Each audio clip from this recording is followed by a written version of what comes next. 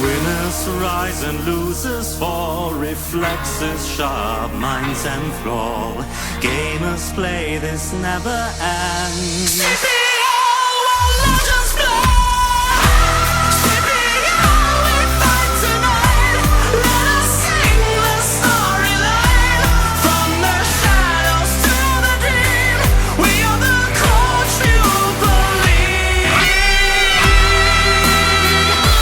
We are the Coach-Pupil League.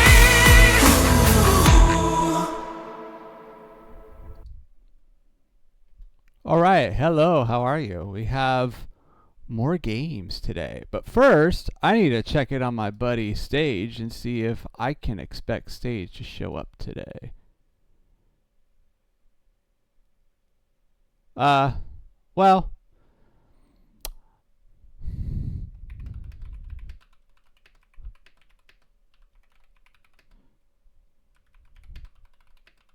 I'll just send the invite out to him.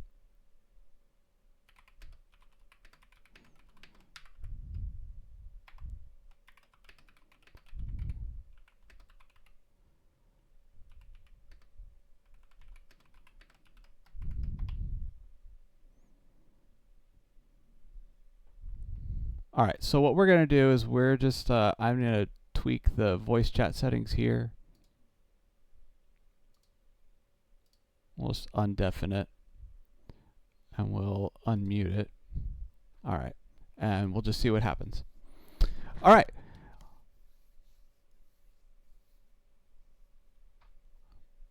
So this is pretty hype. We have Build Disorders versus Big Naturals. Both of these teams are doing, I feel like these are like two of the best performing teams so far this season. So this should be a pretty, I feel like a pretty exciting matchup. We're also going to get into Tier 2. That's right. We're going to be finishing out the last of Tier 2. It's only going to be three series, but we have a PvP, a TVP, and a ZVT, I believe. So we have, I would say, definitely the more entertaining matchups to watch today. So pretty excited. Also, we have some great players. Maybe next time, wuigukin, Navane, DeluXe, Tachometr, Posthumous. So it should be a lot of fun. I'm looking forward to it. And with that said, we're just gonna fire up Brood War here. Should be getting some pleasant Brood War sounds. There they are.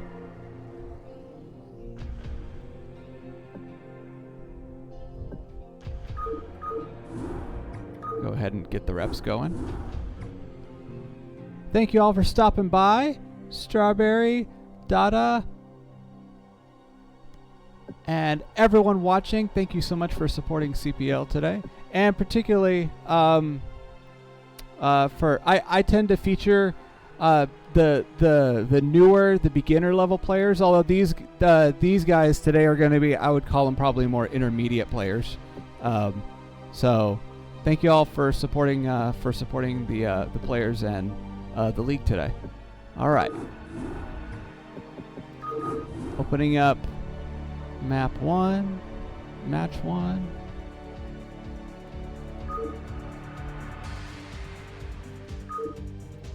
There they are.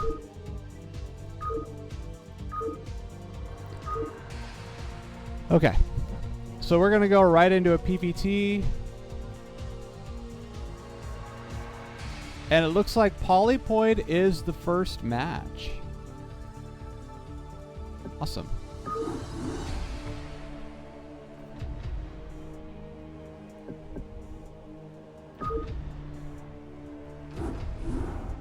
Man, we had some exciting Tier 4 games last time. Oh my goodness. I think that was like the best, I think that was the best Tier 4 level I've casted in a long time.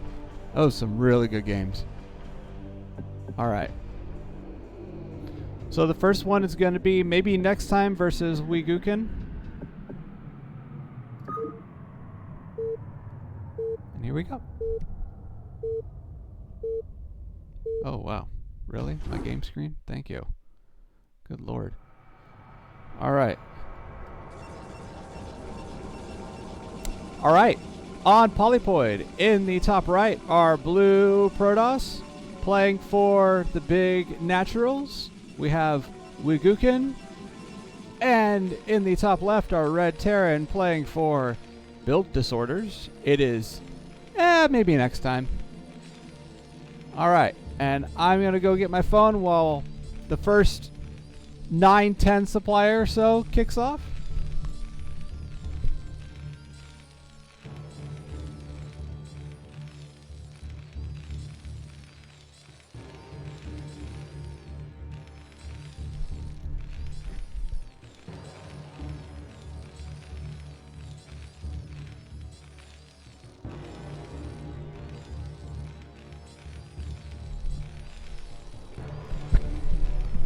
Cool. Okay. This is going much smoother. I love it when a plan comes together.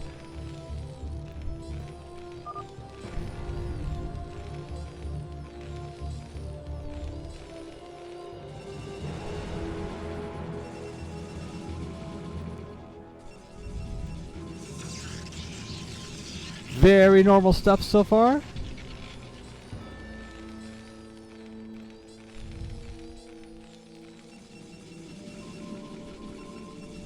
I like the pylon placement. That's awesome. I like the Sim City as well.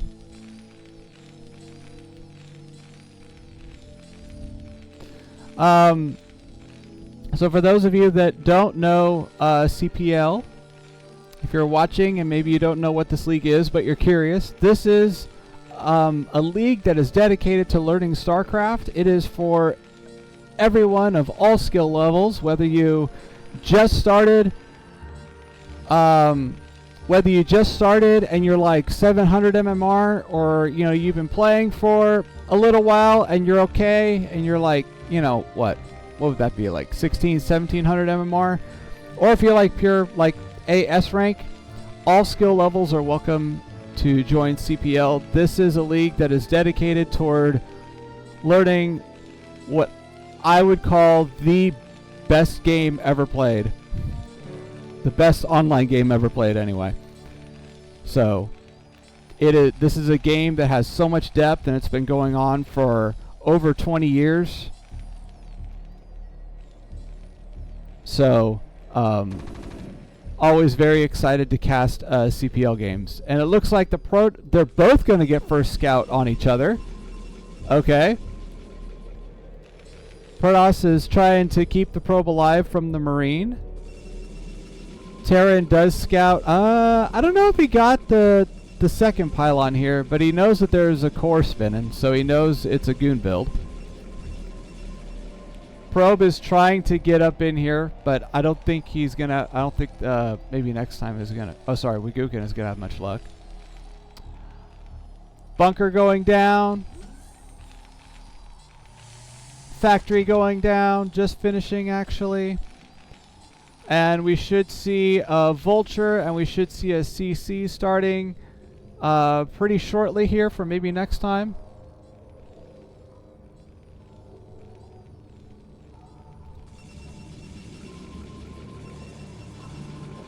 And a nice 23 Nexus opener for wuigukin.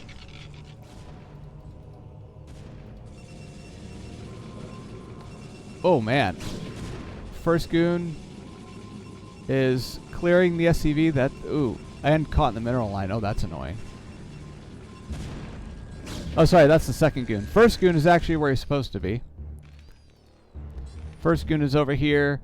Kind of checking the bunker. Maybe trying to attack the Vulture a little bit as he comes out. But mostly checking for a move out and everything. Keeping an eye on the natural.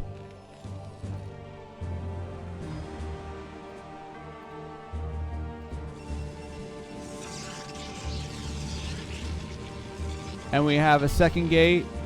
Pretty normal. Range is done. So far he's just harassing the bunker. Not really trying to break it. I do feel like this is... I Actually, I'm not really sure. There's a lot of plays you can do from this opening.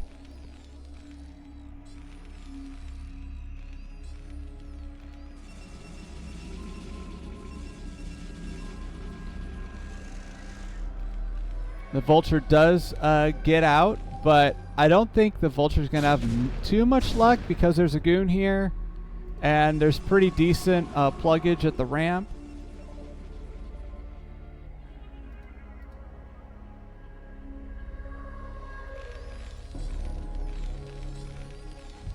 Okay, maybe coming in for another angle here. Nope. Not going in for another angle. Instead, trying to check for potential thirds. It is a bit early for a third, unless you're doing something like a Nexus first. So, okay. So Vulture's scouting for potential third base locations and isn't finding anything.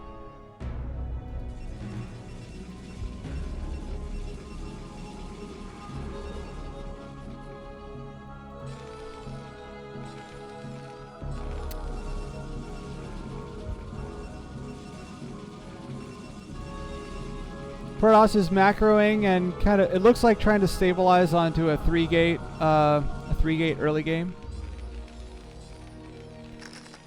Terran is on 2 fact. Third one is finishing up.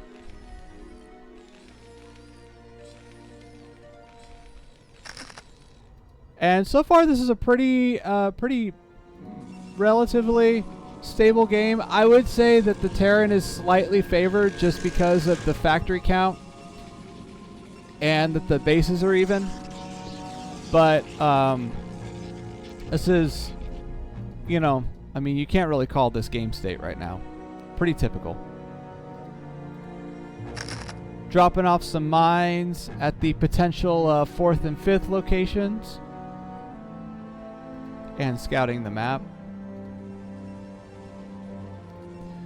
And we have a nice kind of soft contain here. So when this Vulture does decide to come back, it's going to run into some problems with these goons here. Oh, we have a nice mine there as well. Third is going down. This is probably like a 6:30-ish, maybe third. Maybe 7 minutes. Little on the later side, but totally safe. Totally safe time to take it. And we do have just nice coverage overall from the Protoss here. You know, we have a good soft contain at the Terran base, and we have, you know, I mean, no Vultures are running in here and causing problems. So, and we have OBS on the map. OBS is maybe a little on the late side, but four gateways against 4 factories. Finally, Terran is going to push out and poke out. The tank does go down. This soft contain of goons is really doing a great job holding back this push, just totally prioritizing the tanks and really denying the Vultures any real estate. So, excellent rebuff here from the Protoss. We do still have tanks sieging up, so this is by no means over yet. In fact, I think the Terran might be wanting to redouble their efforts on pushing here. But there's plenty of goon reinforcements. The thing that we really need for Protoss, and in fact we have them coming, is we need speed zealots. And it looks like speed is done and the zealots are starting, and we're on 6 gateways. So our gateway count is a little low, but it's totally okay. You know, we're going up to 8 gates now. And yep, Terran is digging in and trying again, this time with more tanks. So this is going to be a little bit harder to stop, but I think back home, I think Protoss has what they need to stop this from breaking them. But I'm not quite sure how much ground the Terran is going to gain from this push. I feel like there's going to be a lot of ground potentially. This is a pretty scary push. There are no upgrades yet. They are inbound. But we do have a nice, just a nice buff for vultures here. We have Goliath. The tank count, we're at 6 tanks. And just rallying vultures. I mean, this is a formidable tank count. It's beatable, but it's nothing to take lightly. Nice job. Oh, the mine connects and the tanks actually kill some goons off. This is excellent for the Terran.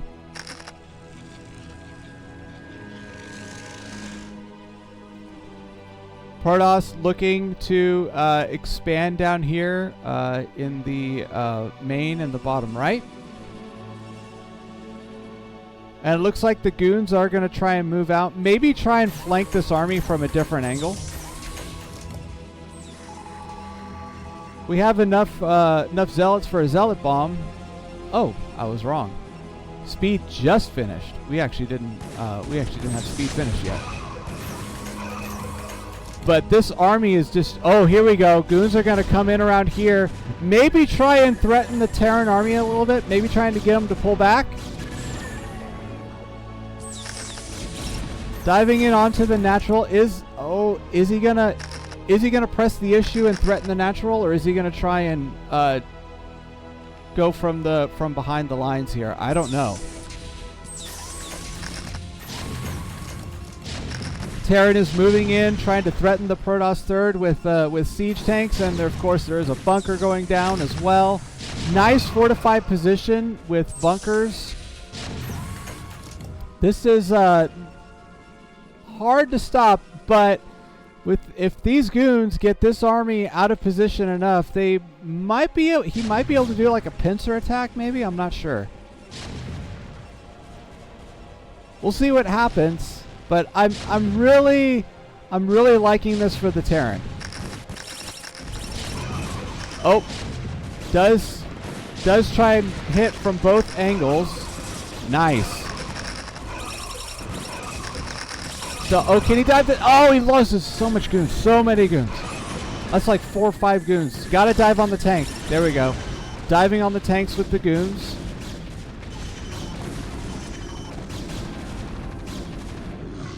Nice. And Protoss is going to totally clear this. And 4th goes down. It's mining, but we have an annoying vulture here. I think that's going to get cleaned up as soon as this gets dealt with. And Terran has to rebuild their tank count. How many factories are they on? 4 factories with 2 machine shops. We do have a science vessel inbound. And Protoss, meanwhile, is on 8 gateways. So, all of a sudden, this is definitely looking very Protoss favorite. That attack, that push went totally sideways. Terran trying to push again. I don't think he has quite the things going for him that he had going last time. He does have upgrades, but the Protoss macro machine, all the Protoss needs to do is wait a few macro. Oh, Zealot Bomb comes in. Nice. Does clear some. We'll see. I mean, if he could hold this position, and keep this army from moving out and, flanking his force again, he might still be able to close this out. Another Zealot Bomb.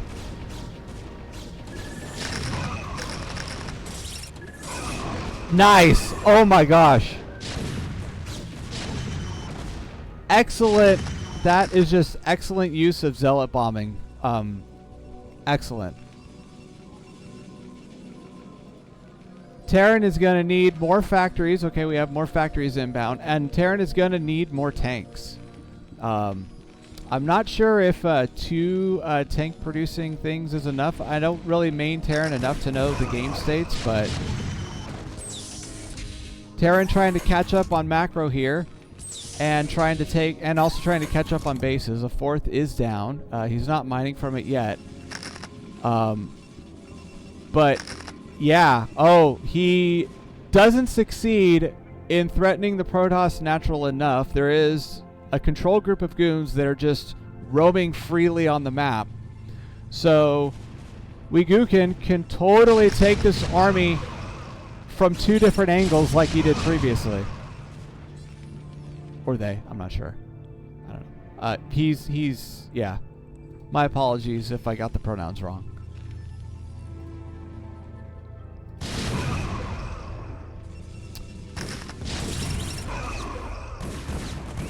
Another, man, these zealot bombs are just great. I love this.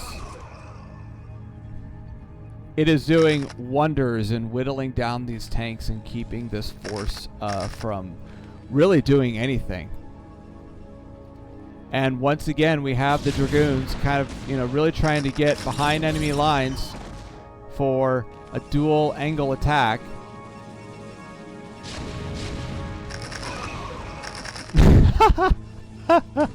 Using zealots to have tanks just blow stuff up is hilarious. Okay, so it looks like, okay, yeah, nice job cutting off reinforcements. This is less goons than there was before, but he can still make something happen here. Protoss does have 2 other bases, and they're starting to mine-ish. Nice storm. Beautiful storm. Totally clears out the tanks. And now I feel like he can really just... All Protoss needs is obs and goons, and he can totally clear the rest of this. This is not a problem. 2 more tanks are going to be inbound, but I do feel like... So one thing to make note of here is the production. Protoss may be over-probing a little bit, but it's better to over-probe than to under-probe for sure. Thank you, 7th. 7th Nadir, thank you so much for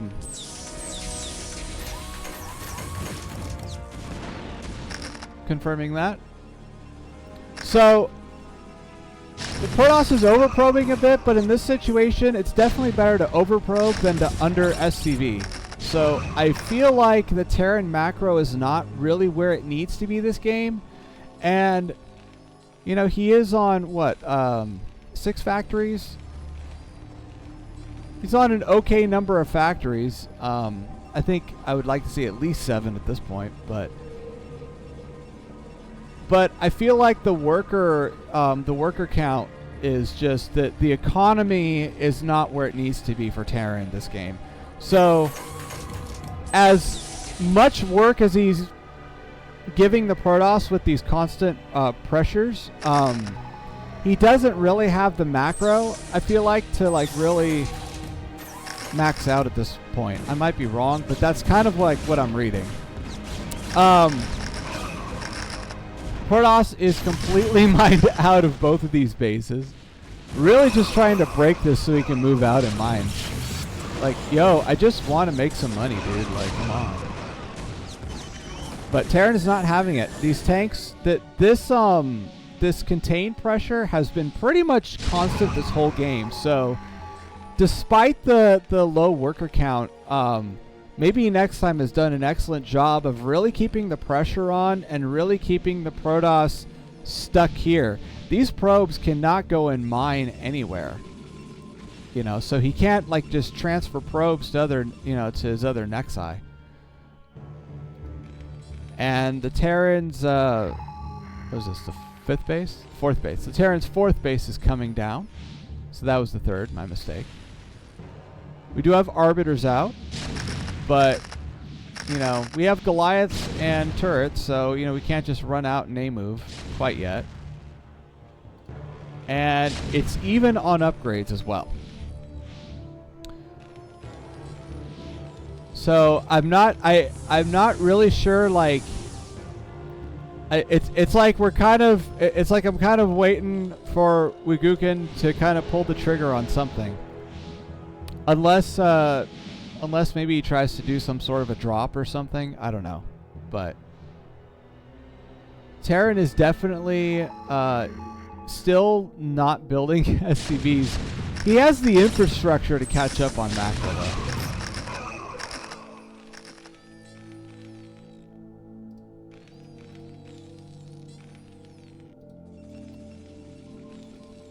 This is proving to be very formidable.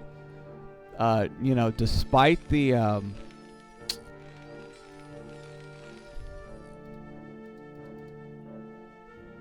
worker the worker point, this is very effective, a very effective contain.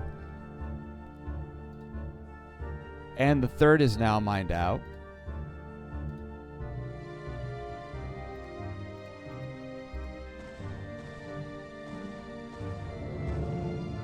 Oh, there we go. There we go.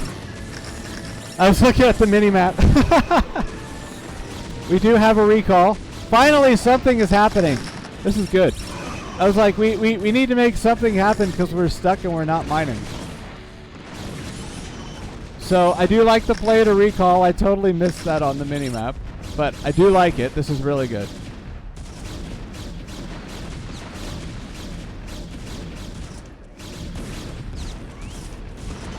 He still can't push out yet, but and I don't think he can really. I don't think he has enough goons in here to do too much, but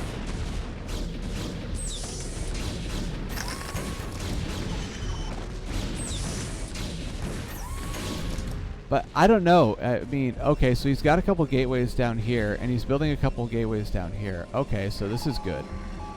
So we're rebuilding our force in these other two mains, and we're hopefully going to try and flank and break this.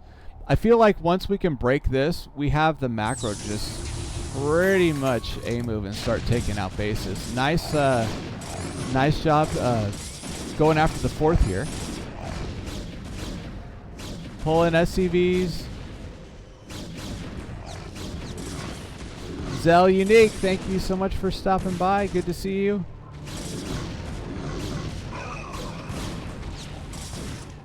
So this is going to be reinforced eventually. He's only building 2 gateways. Building off of 2 gateways, but he is going to slowly be able to reinforce this position. But we have even more gateways worth of goons coming from the bottom right base. Oh, snipe the tank.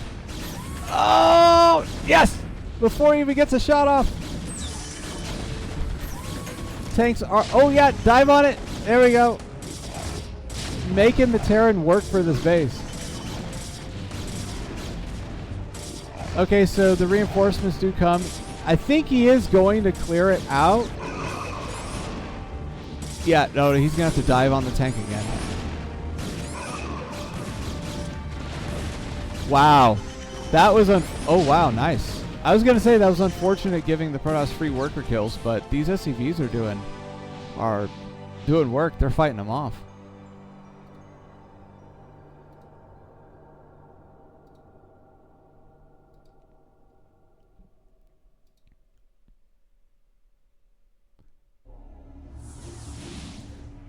So I guess there was a counterattack here that I missed.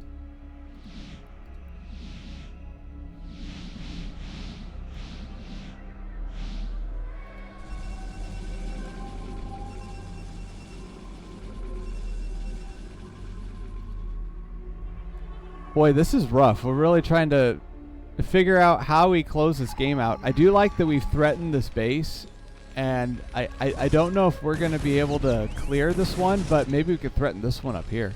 There's nothing defending it, and... Oh, okay. Okay. We're just going to be holding here. The tanks... Okay, so the tanks are trying to clear out this base, but I don't know if the Terran is aware that the Protoss has the other two mains. I haven't really checked what he's scanning. Okay, he's probably aware of it.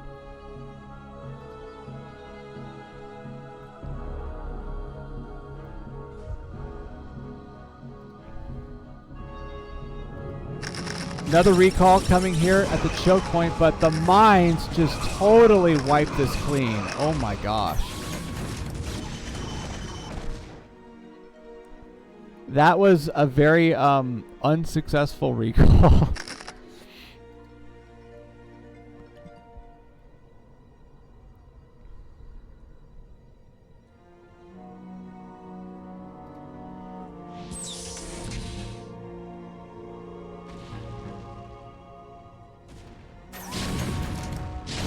Mech army is pushing in. They are eventually going to clear this out, and they're probably going to kill all these probes, but you know, bro overprobed to begin with anyway, so this isn't going to hurt too much.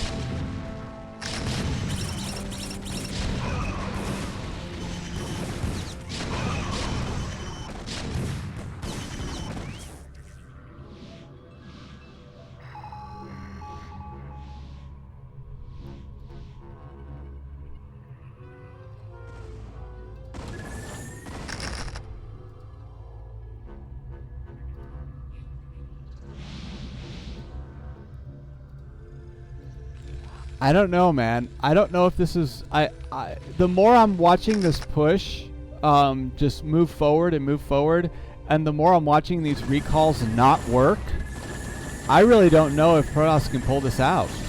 We'll see. Another recall comes up here at the third base. This is massive. There's nothing here defending, and this is going to totally clear this base.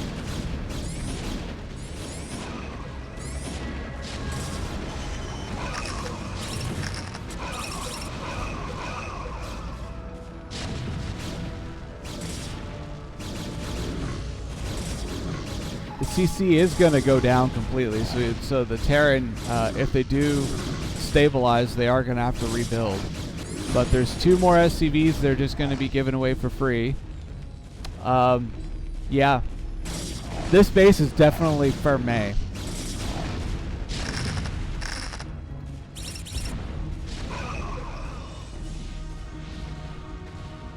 But the contain down here at the main, at the natural, is still like, it's a thing. Like, you know, blue is definitely trying to make stuff happen and trying to hit the economy.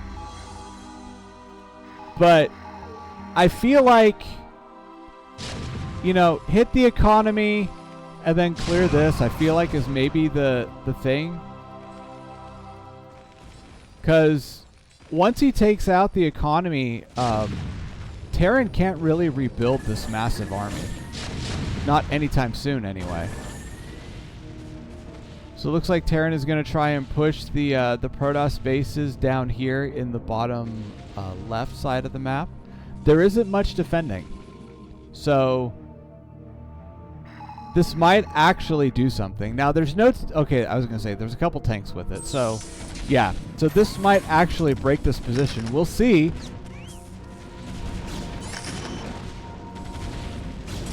Protoss is trying to take out this base as well.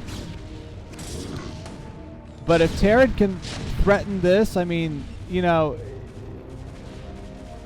blue has bases over here and gateways over here, but this is just two more gateways and two more Nexi that are, or one more Nexi anyway, that's out of the game. So Terran is trying to, I think, crush the threat down here on the bottom right. Meanwhile, blue is coming back up to the fourth base now to finish the job.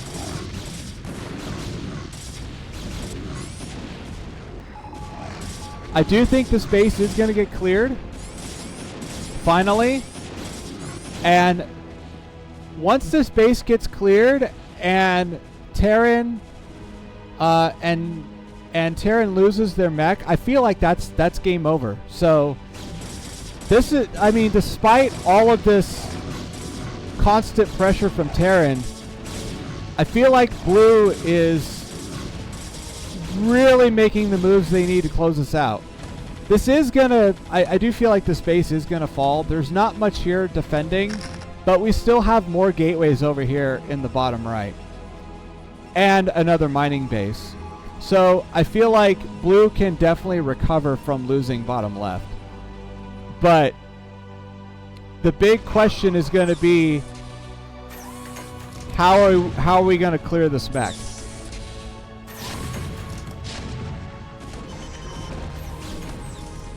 Because the mech is definitely pressing the issue up the ramp to the main gateways.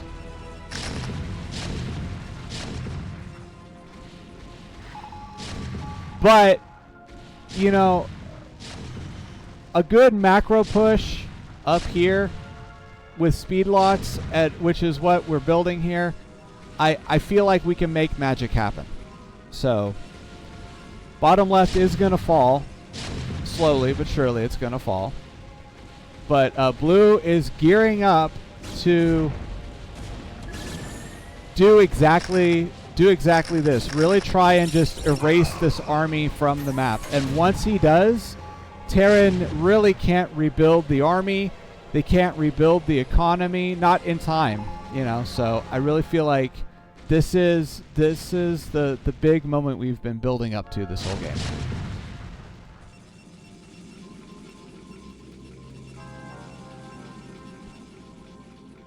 But we definitely don't want to waste our goons, that's for sure.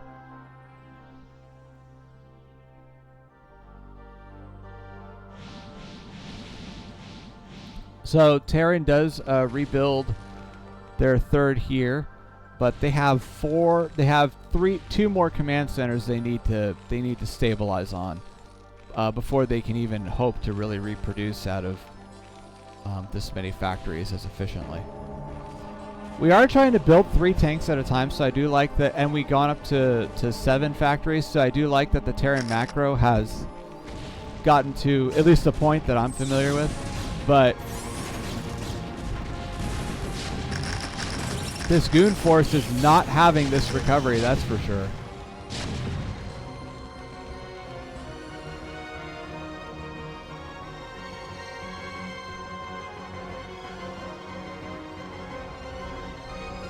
We have storms waiting. Oh, don't get sniped. Please don't get sniped. Oh, that would suck. That's like one of the huge things we need to break this.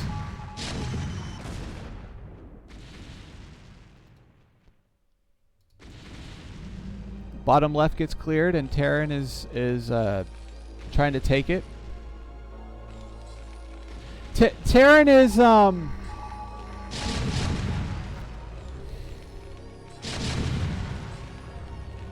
I feel like Terran is done. I agree with you, Rock. I feel like this is definitely GG for Terran. It's just a matter of time for the Protoss to macro up and pull the trigger. That's really what we're waiting on, I feel like.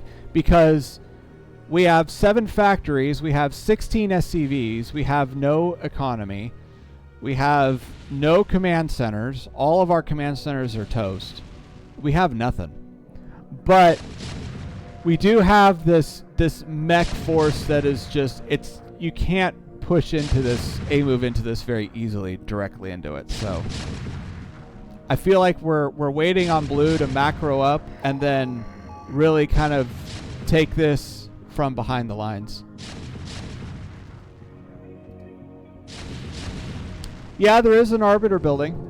I'm not sure what he's gonna do with it. We have a recall coming down here. Recall on the tanks would actually be okay.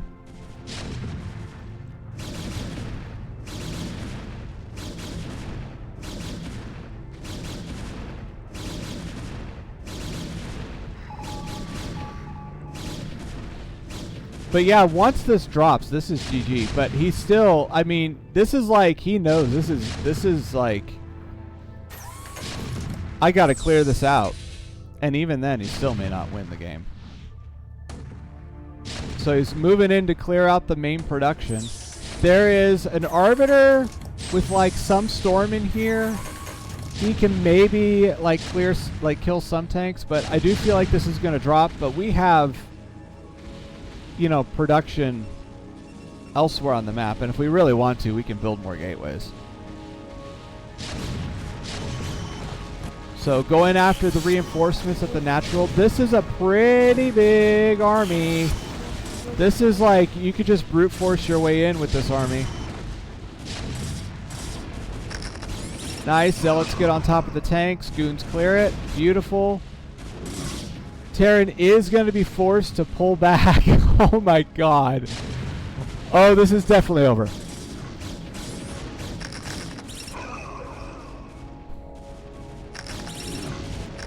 Protoss is finally threatening the natural. We do have tanks sieging up here, and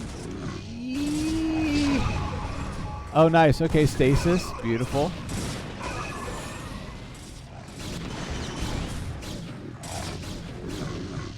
What a game.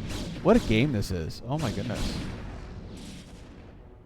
Zealots are going to clear the mech out of the base, and the goons are going to try and come up and hit the production. Oh, that's unfortunate. Mine does connect with the High Templar, unfortunately.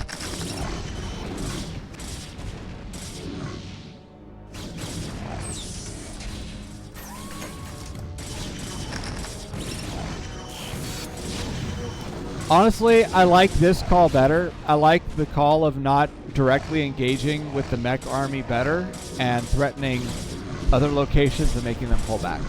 So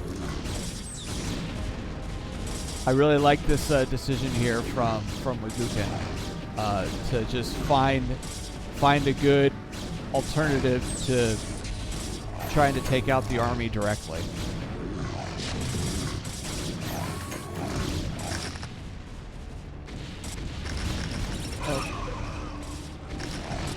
The Spirit Zealots. They are going to take some tanks with them on the way down. Oh, here we go, here we go. We have a High Templar with so much energy. Oh, and he gets sniped. Oh my gosh. What a game. Let me tell you, Terran's going down, but Terran is not going down without a fight. GG. What a game.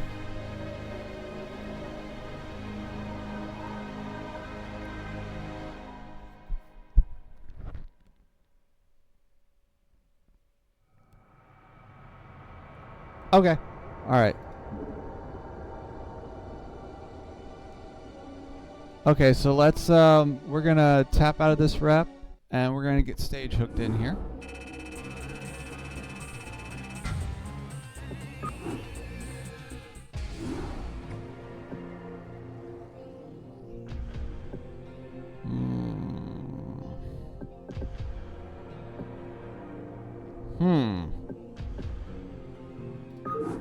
Alright, well, that's unfortunate. I'm going to have to quit Brood War to do this.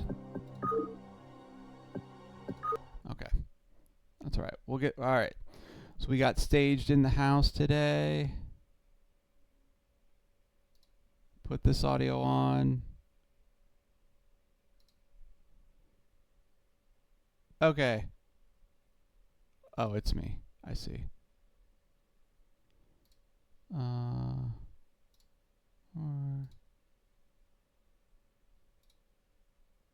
Sorry, I feel like I'm being a headache here. There you go. I got your voice finally. Awesome. All right. No, this was an absolutely crazy game. I caught the end of it on your stream. It was wow, man. wuigukin? wuigukin, I think. Yeah. wuigukin, I loved his army movement, but better luck next time, whatever. But his awareness of where to be on the map in particular. Okay, wuigukin. God, I will never. wuigukin. Whew. But no, the Terran player's awareness of where to be on the map and holding that high ground for as long as he did, if he were a little bit more aware of the corners, had some vultures out there scouting, it could have easily been his game. But just, man, that was a hard-fought battle on both sides. Yeah, I mean, like that initial contain that just really kept him pinned on those two bases. I mean, that literally carried the Terran through the whole game. Yeah. It's incredible. And he wasn't even willing to give that up when he was being recalled on. That's the crazy thing too. Like, such discipline to hold that position and that position alone. If he'd just known that there were other bases in the corners, then it's like that could have been it. That could have been a game-winning move. Well, he did. He had scanned the other corners, and he did try to hit one of them, but it just he was down in probes the whole game, and I feel like he just never had the economy to really close it out. But unfortunately, I think we got some more games on the docket, I'm assuming. I know I'm a little bit late to the party. That's all right. I'm glad you're here, and I'm glad you made it when you could. I'm glad I'm feeling better, man. I was feeling like death yesterday. Oh yeah. I was feeling like a tier 4 player getting matched up against Dragon. Oh. Just, I don't know which way was up. I got bodied by my own body, man. Oh man, I should tell you about the time I played against DeWalt sometime. Oh, that sounds like story time. Speaking of tier 4 matching up against Dragon. Alright, are we gonna get a online replay going? I know you got all your tech that you're working through. Yep. I'm looking for the lobby. We got the lobby up. We got game 2 up. I had to close out a Brood War to get all of my settings situated. I am such a pain. I'm sorry, chat. I'm sorry, stream. Oh, you're good. I'm making Breeze do all the work. I come in here just acting like a celebrity. Roll the red carpet out, you know? All right, who do we got on this one? This is the same two? wuigukin and Better Next Time? Better Luck Next Time in wuigukin. Game 2, Radeon. All right. Oh my god. Did you catch the stream we did yesterday? I did not, unfortunately. This has been... Yesterday's stream for Tier 4 had just... It was a wild bracket. Like, all the games were entertaining. That's really good. And, like... I feel like we're at the point now where the Tier 4 players, if they've been putting the time in, are kind of getting a little more comfortable in their own skin, so to speak. Mm-hmm. But even with the higher tier players and everything here too, because this is Tier 2, you still have this point of a lot of times people don't play outside of CPL. So even if they are experienced and they've played a lot and they know builds, their mechanics get a little bit rusty. So here in week 4-ish, that's where people start to really knock the rust off, and you either get to the point where you're comfortable or you get back to the point where you're comfortable. Right. Yeah. So you stabilize somehow. Right. And that's where you get a lot less of the rollover games and a lot more of the stuff that feels a little more expressive. Where, again here too, I think that Radeon in particular is a map that doesn't have quite as many terrain features that are fantastic for Terran. So I'm wondering how we're gonna see MaybeNextTime take an advantage here if we do, because I felt like a lot of his advantage in the previous game was from map knowledge, was from good positioning, which is a great thing for Terran to do, obviously, but wuigukin had such good army movement that I feel like a map like Radeon, where it's a lot flatter, is going to be fantastic for wuigukin. Yeah. I feel like it... More so than army movement, his decision making and his tactics of where to strike were just all on point, you know, and that comes from that's a kind of game sense that is, it can really translate to just about any map. because that's kind of a late game sense, you know. So. Oh, this is really interesting. Take a look at the way that the scouting patterns worked out here. So, maybe next time actually scouted the middle, looking for like a 2-gate in the middle of the map kind of cheese, and wuigukin went directly to the adjacent bases, so they're both going to see each other, but they missed each other's scouts because of that different pattern. Yeah, and that's just kind of just luck of how, you know, how it worked out. Scouting the center of the map to check for 2-gate is not an uncommon thing to do versus Protoss in either TVP or PvP, you know, because it's a threat in both matchups. So I don't blame the Terran for doing that.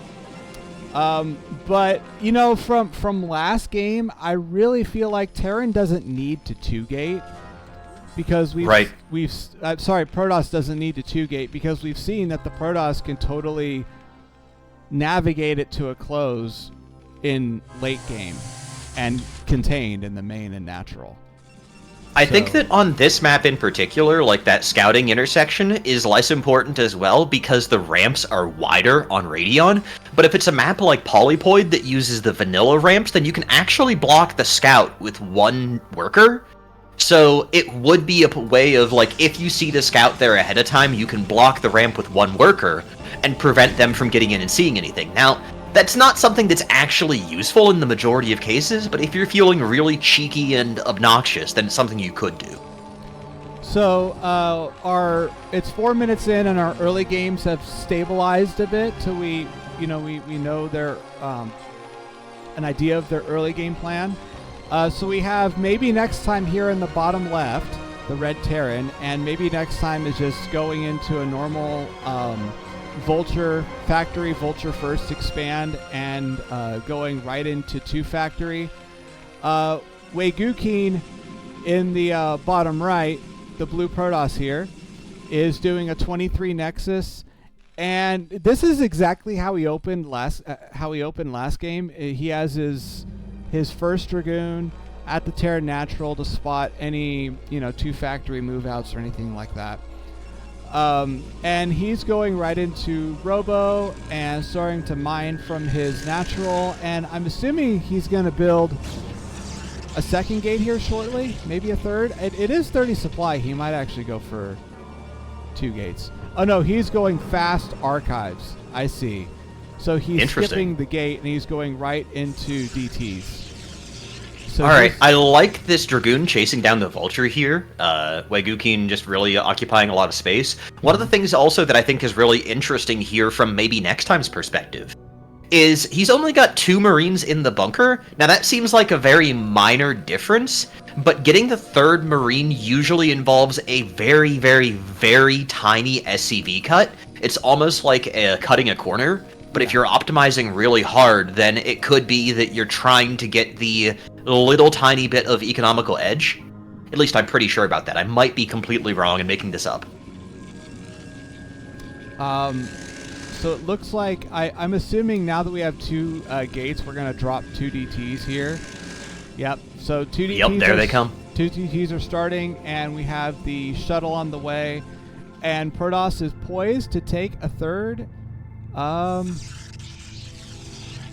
In a fairly reasonable time for this opener.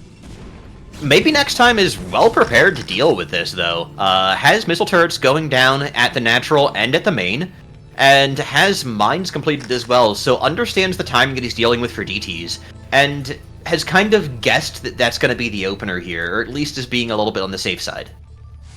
Yeah. I think... but this could be rough. He's actually making a push at the exact timing. Now, if the DTs come and support and neutralize this push, it could be done because, are there any... there's no scans. There's no scan, there's no academy even, but at the same time, there's a decent amount of buildable terrain around the bases on Radion. There's an SCV with the push. However, seeing that shuttle, he's not going to move out onto the map. Instead, he's playing very, very cautious. There's mines everywhere. This is actually a perfect parry. Nice. Yeah, that shuttle has nowhere to go. Very nice preparation for maybe next time. And he also built the turrets perfectly in the path from the spawn points as well. Right.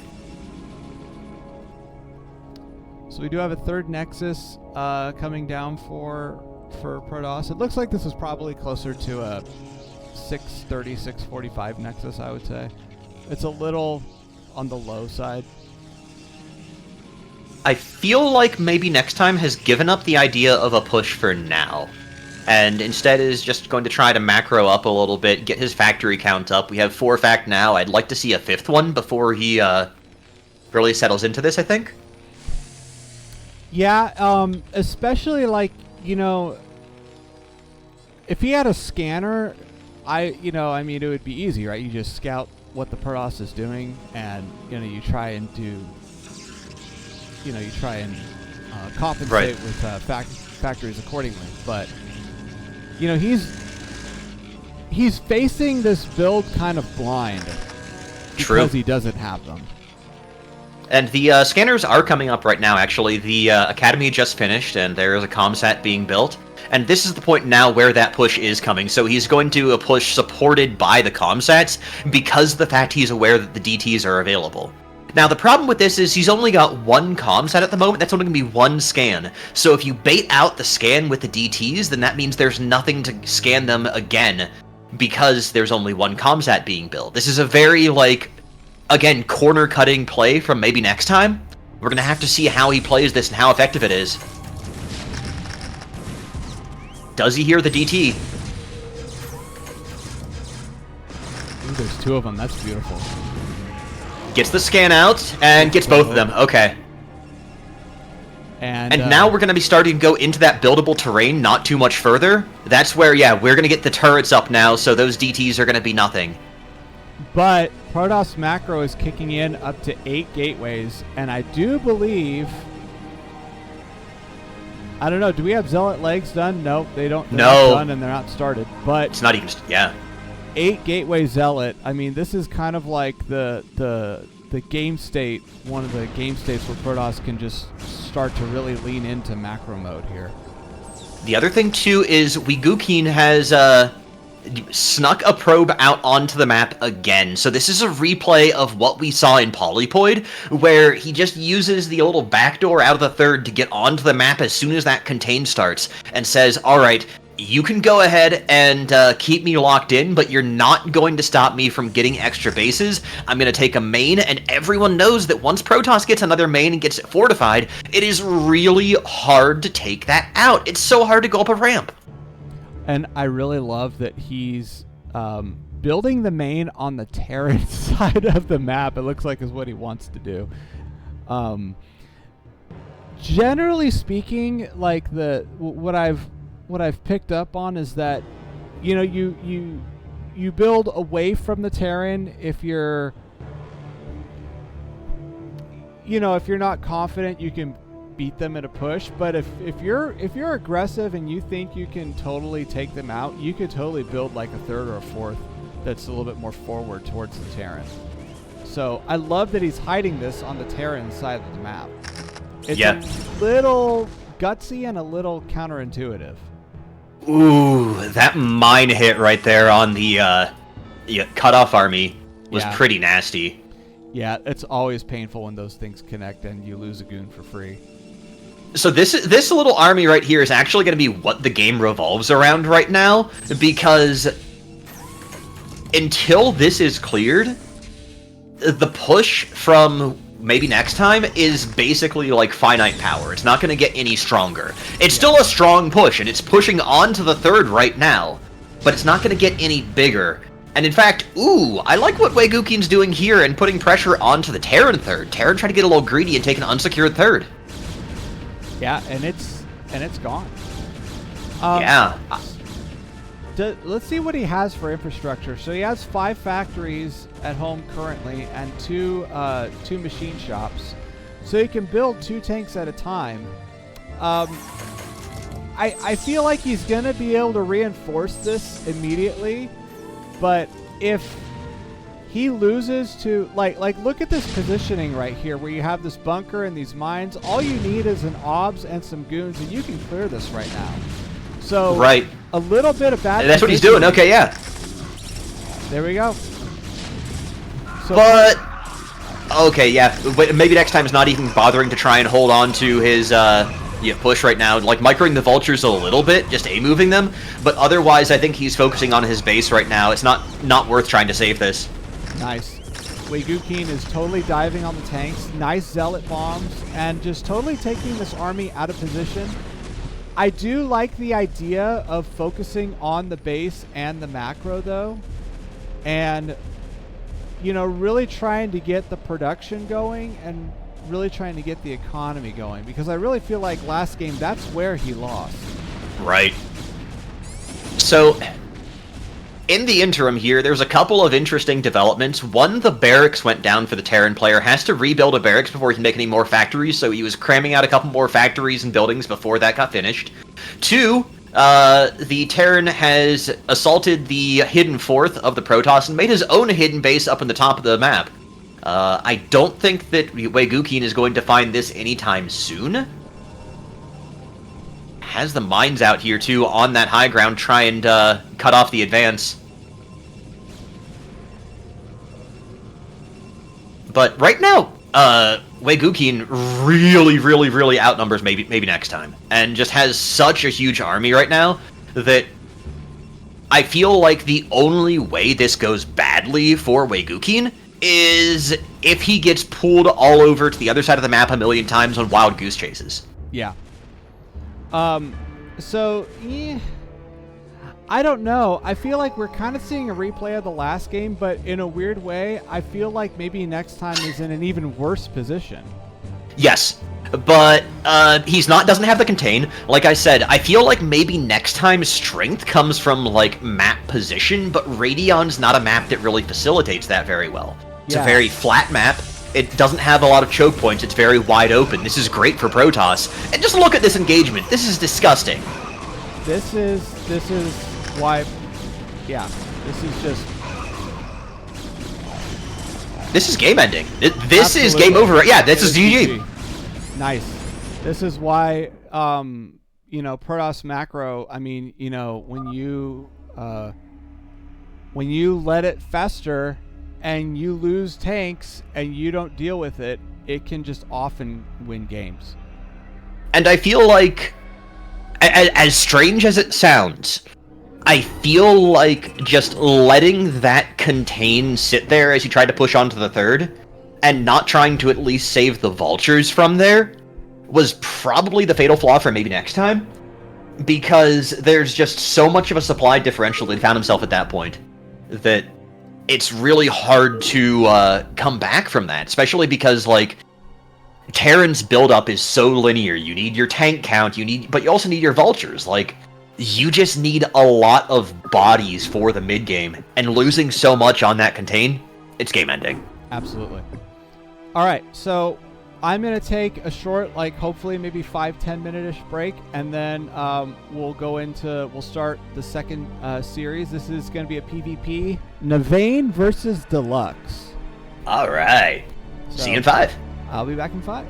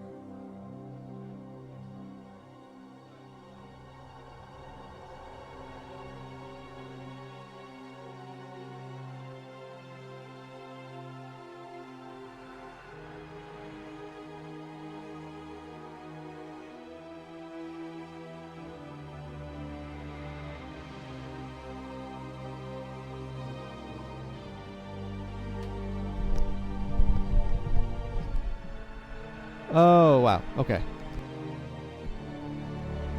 I don't know if you could hear me when I was I could hear. I might have to edit that out later. I don't know if the stream could hear you, but I could hear you. All right. Chair stream. Oh, that's awesome. All right. Well, here we go. So we are going back to Polypoid, and I believe again this is Navane versus DeluXe. DeluXe is familiar to me, but I've never actually seen them play that I recall. But I've seen the name for a few seasons, and I've seen Navane play. They're pretty good. Yeah. If I recall correctly, they have pretty good Dragoon control. Navane was on my team last season, and yeah, Navane is pretty darn good. Mm-hmm. So this should be... Navane's also a caster, if I recall correctly. I've seen them do a couple of streams here and there. All right, so in the top right on Polypoid, our second series of the night, or our second series bracket. I'm not sure what the We'll call it series. Yeah, we'll call it series. I haven't had enough coffee to get it right perfectly. Okay, in the top right on Polypoid, we have DeluXe, our blue Protoss, playing for Big Naturals, I believe. And in the bottom right, our red Protoss playing for, I believe, the Build Disorders. It is Navane. So, I want to go into just like a really, really nerd direction here for just a quick second. Because in my team, we had a little seminar on mining for Zerg. And I don't know about mining for Protoss because it's like super detailed and I don't play Protoss. Mm-hmm. Is there a significant difference on like patch order and boosting or not boosting for right side Protoss? Do you know? So for Protoss in general, one of the things, and it took me, I actually had a coach actually sit down with me and show me this. You actually have to like watch it a lot to notice it.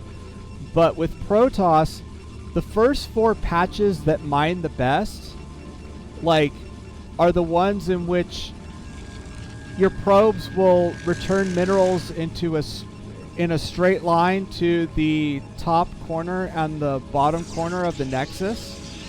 Okay.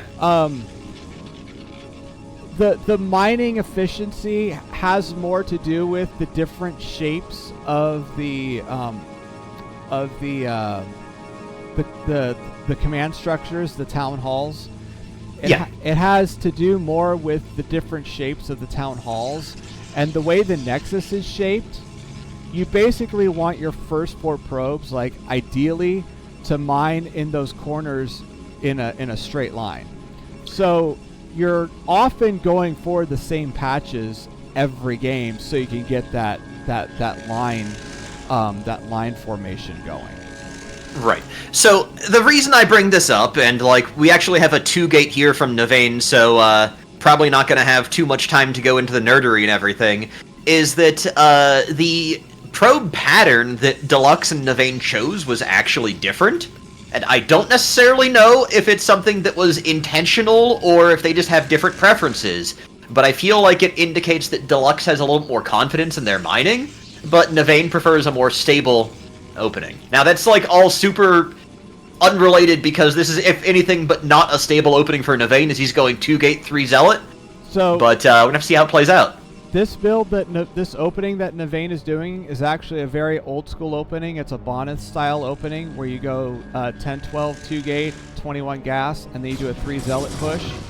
So this is kind of old school. Like, this build is not new. It's kind of old. But the goal of these Zealots is to get in here, is to get into the base and do economic damage. You are anticipating that they're going to die. So you're trying to get as much economic damage as you can before they die. Is gonna have to see how DeluXe is able to drill on this. Nothing too great so far. 1 probe down, 2. Oh, beautiful drilling. Nice. And only 2 probe kills. Yeah, so that was pretty ineffective. And he still has one Zealot that's living, so I mean... But he's going right into Goon, and he should be going into range. So the difference here, like the major difference that I'm seeing is DeluXe is staying on one gate, but has his range so much faster than Navane does. Yeah. And is also going for the Robo, so we're going to see one gate Robo, probably one gate Reaver. So, go ahead. You could see one gate Reaver. I feel like at this stage, it would be more likely for this to be a gate Robo gate, just because two gate Reaver is a pretty safe and reliable build. Okay. But we could see one gate. We'll see. The other thing too is DeluXe is super far behind in supply right now. Really struggling to get stabilized after that attack. Supply and in economy. Yeah. So there's the second gate. This build, this opener, even though it starts off with an attack, it's a very it's a macro friendly opener. Like you don't like cut too many, you don't cut probes or anything like that, and you still build probes behind it. You switch to a pretty standard army composition behind it. And it looks like he's gonna go. Navane's gonna go Robo first. So I wasn't sure if he was gonna go Robo or if he was gonna expand. So I guess that was my next question too. If you had perfect information as Navane and you see how far ahead you are, is the option to just go kill them, or is the option to try and expand and make a further advantage? What do you think? I would say expand, because in this matchup, you definitely want to plan on having your main in natural, and there's kind of a weird mind game around when you take your natural. So yeah, so definitely I would definitely expand if I knew I was ahead. And once you have that 2 base economy, you can really start building off of like 4 gates and 6 gates and so on. That makes sense. I've heard it described in PvP as like PvP is first to expand loses, but at the same time, like there's a lot of ways that people describe stuff that doesn't actually reflect the truth of it, you know? Yeah, it's it can be. It depends on how first you are. How first you are, I love it. like a 12 Nexus in PvP is kind of. I feel like that's kind of risky, but. But I've seen plenty of games where like the Protoss takes a faster Nexus and wins because just the army compositions can't clear each other out as quickly, and so the one who expands faster has the advantage all the way through the game. Okay, so Navane making his push out here, but he's going to be going into a Reaver that's fully loaded. Has to be really careful about this. This is dicey. Yeah. First Scarab shot, great. There's no shuttle to back it into, though, so if Navane just manages to dive on it, 1 volley, 2 volley! Oh, it just barely finishes, but there's so many losses from that. Yeah, no, he lost almost his entire force. He did clear 1 Reaver, but there's another one done, and I assume that, DeluXe is just going to reproduce that second one. Now, DeluXe is actually ready for the counterattack, but going uphill. This is actually the risk in PvP, is once you lose a big fight like that, your opponent can just walk right over to you a lot of times. So, good on Navane for trying to, really use the high ground to his advantage. I think he just flexed that. This is the thing that I was thinking about too with Polypoid in particular. If this was Radeon, it'd be so much harder to defend, but Polypoid, you can take the high ground. And now, what's DeluXe gonna do? Until his Reaver gets there, he's gonna have a really hard time making it up. Yep. Nice snipe of the Observer. See, so leading with the Reaver. So now this is a situation. Oh, I see. Okay, so we have the Reaver coming up. We'll rehash the economy in a minute. This Reaver's getting so much damage. Yeah, you got to be careful though, because all Protoss has to do is dive on it. There's no focus fire coming here out of Navane. He's just trying to move the entire army.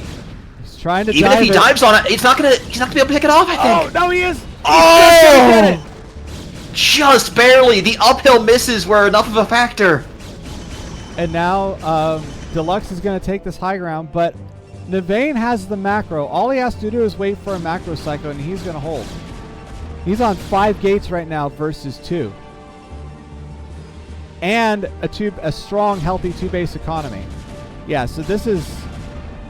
Just wait for these 5 goons to finish, and then clear this. And he doesn't lose hardly any probes. Good discipline here from Navane, really. Yeah. We're going to need to see a gateway explosion, or we have the expand here from DeluXe, but we need to see some more gateways from him to be able to contest this. So this is an example of how, yes, sometimes first Nexus loses, but not always, because this is an example of where you can get the faster Nexus, and if you have a relatively even army, you're actually going to be ahead. Yeah. Reaver dropping the main. Oh, this is a nice move from DeluXe here. Really, this is a great way to try and equalize the map a little bit. And also just distract your opponent from trying to choke out the choke on the natural. Yeah. He is going to get a couple more Oh, that's not going to get any probes. Nah, that was a dud. Oh. So he does shut down the drop, but he is now down in workers. Yeah, it took a lot of worker damage. That was like 17 worker kills. That was absolutely disgusting. Because I think that Navane had about 38 workers prior to that drop.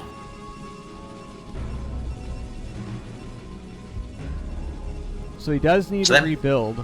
It looks like legs is started. Okay. Yeah, if I were Navane, I would actually try and push. And like what I would, well, I don't know if I were him, but what I would do is I would try and push this third and hold this. You know, after losing that and getting the macro going. The big thing right here is I'm really curious about Navane's decision to avoid the Reaver tech. I mean, at this point, you're kind of committed. It would take too long to switch into it, but I feel like the way that the Reavers have been doing so much damage, it might be worth going in there, but again, I don't play Protoss, so I don't know the intricacies of how you deal with Reaver versus not Reaver. Reaver is one of those units where it's Reaver is very micro intensive because it depends on your shuttle micro and your drop micro and all that stuff. And honestly, it's not unusual to skip it if you're not confident with it. That makes sense. Now that said, speed zealots can totally counter dragoons. Just depends on the terrain as well. Really nice job of getting in here. Oh, if they can get on top of those Reavers. First one pulled up. He could dive the shuttle and the Reaver. Navane's got the Zealot buffer. First Reaver saved, second Reaver dead. Only one remaining, but the Dragoons now outnumbered. Navane has to pull back. Loses his Observer again, too. Navane is not able to keep a fight going here. Yeah, and now I mean, I think he's still ahead in production, but it's starting to even out a little bit. And DeluXe, after rebuffing that attack, is totally taking a third. I mean, you can say the production looks better for Navane, but take a look at the supply. There's not a big worker differential, but there's a 13 supply difference here. Yeah. DeluXe is really feeling himself at the moment. That is a 6 goon advantage. At the same time, DeluXe has kind of stopped making probes until he ends up getting the third online. I feel like he could do with a little bit more. His macros, like, I'm not wanting to be critical, but I feel like his macro is slipping a little bit. I feel like his macro has kind of not been on par with Navane's this whole game. But his engagements and his use of Reavers has totally balanced that out. Yes. This is like someone who every night before they go to bed, they just watch snow VODs, and they're like, this is the player that I want to be. Snow bless me. Oh, but don't we all want to be Snow? That's true. And I mean, the Sim City even looks a little bit like Snows as well here for DeluXe. Like, just all over the place here. So the supplies, that they're still behind, but I feel like they're starting to stabilize a little bit.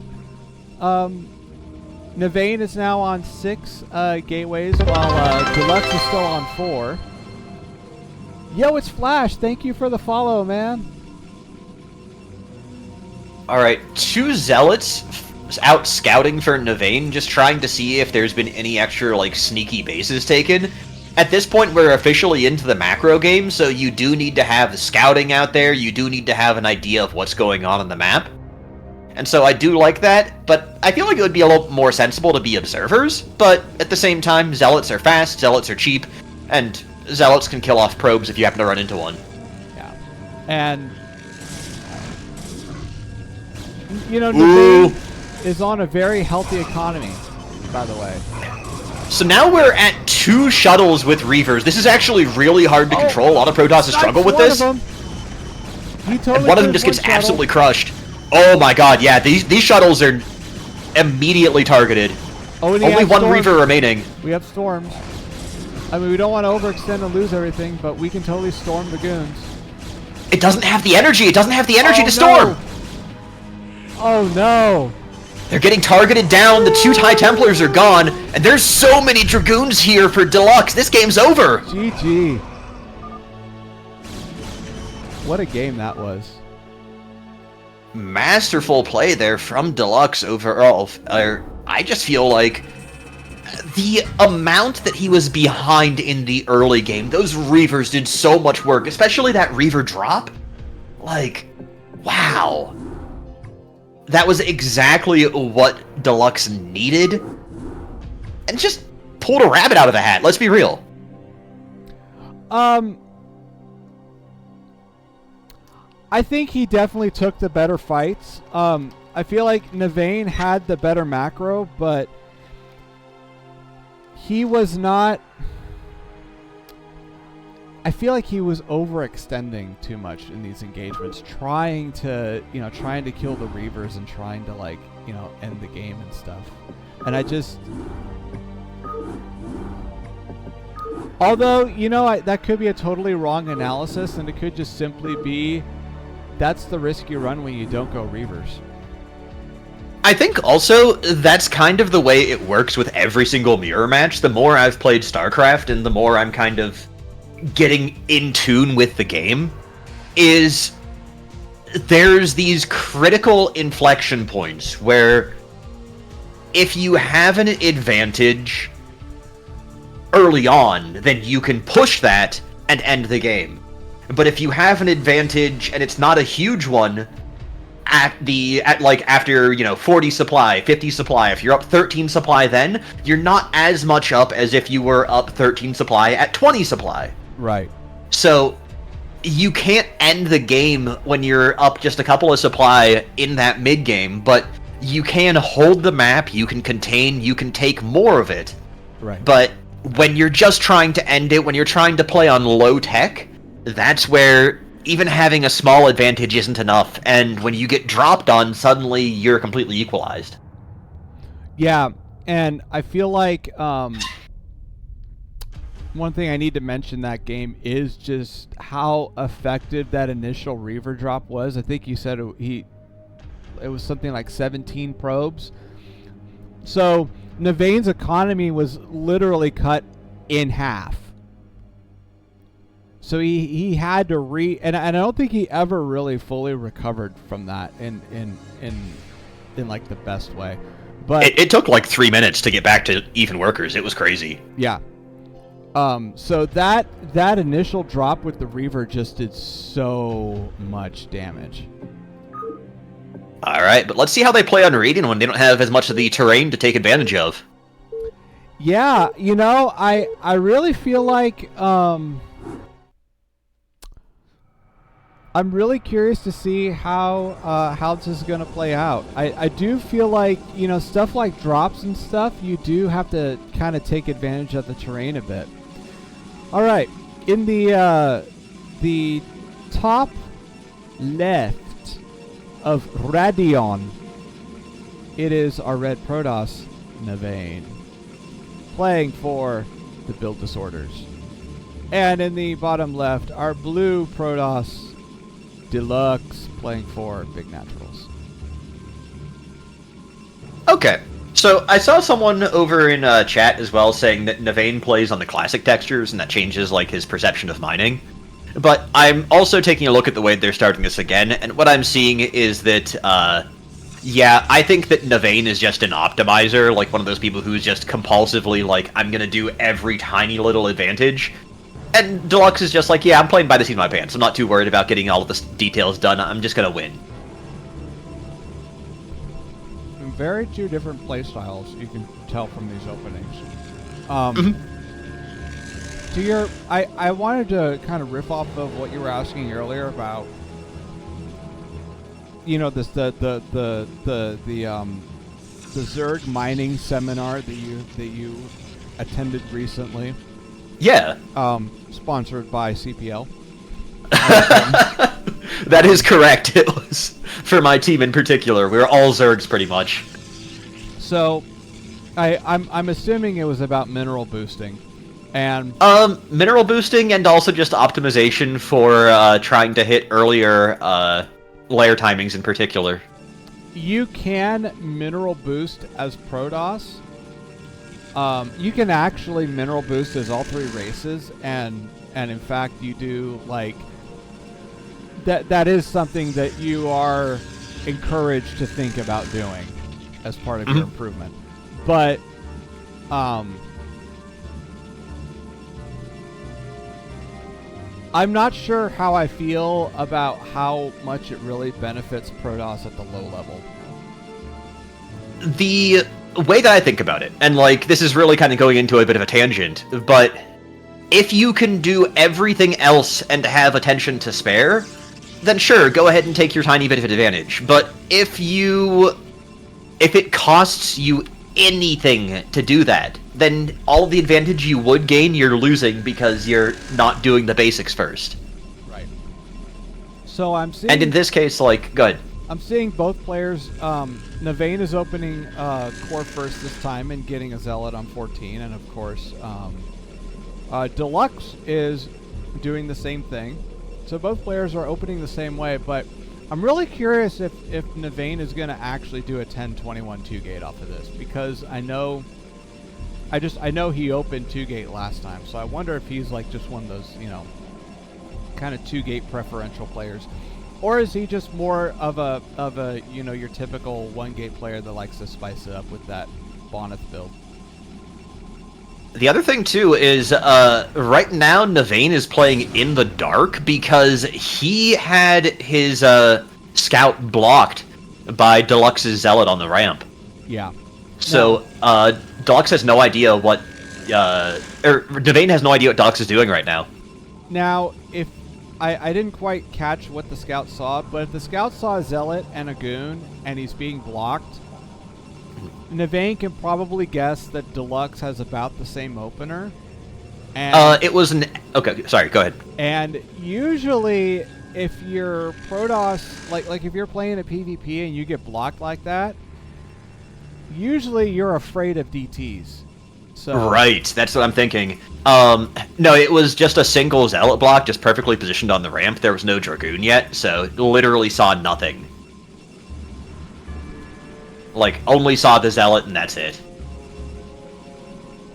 Yeah, so sure enough, he's getting his Robo. Right, we're going to see probably a Observer off of this. Yeah, we're going to see an Observatory as soon as this Robo finishes.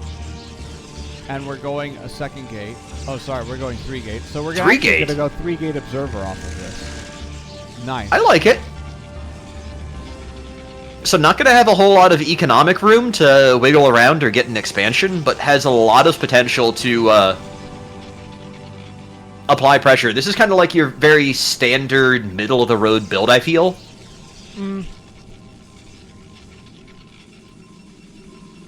It's a little... honestly, I feel like the 2-gate Reaver is a little bit more middle-of-the-road. What's nice about 3-gate Observer is that if they do go DT will just die to this build. Another Right. nice thing about this build is that it actually has a timing attack, which occurs when these 3 goons out of these gateways finishes.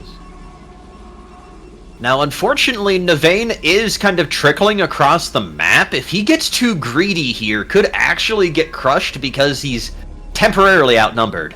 And he is getting greedy. He's trying to push up the ramp before everything gets there. That's a lot of hull damage on that one Dragoon. Yeah, but he is gonna have with this opener, you do kind of fall behind in workers a little bit, so you can get this 3-gate production going. But I feel like he should be taking his Nexus around somewhere around the 630 mark if he stabilizes just fine. Now, the other thing I'm thinking about, too, here is we do see the Robo support bay from DeluXe again. So, we might see him start bringing the Reavers out. In fact, you do have one in production. And DeluXe is floating enough to be able to take his natural soon if he so chooses. Yeah, DeluXe is playing very safe. I feel like his Nexus is a little late, but he's playing very safe, you know, waiting until he gets his army on the map. Waiting until his natural is secure before he builds his Nexus. But Navane actually, by the way, I said 630. Navane actually started his Nexus around 625. So he's going to be slightly ahead on economy, but not really so far ahead that he's going to be, you know, it's going to be any decisive advantage. And it also just comes down as well to the worker transfer and how they decide to split it out and just might manage that. Correct.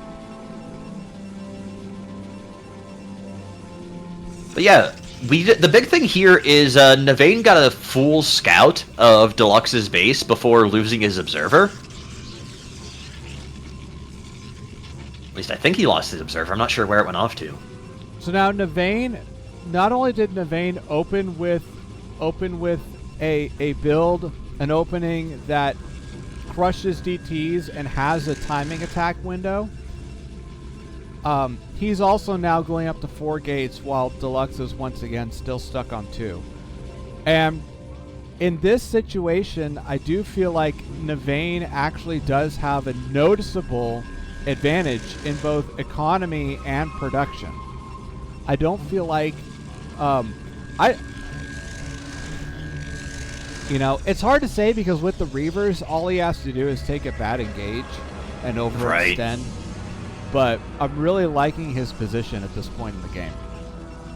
Okay, so DeluXe is going up to 4 gates to Navane's 5, having scouted that, seeing the 5 gates, and he's basically saying, okay, I'm going to constantly play on 1 fewer gate than you do, but I'm going to play with Reavers, and I think that will equalize it out. That's kind of the theory that DeluXe is playing on right now. Yeah.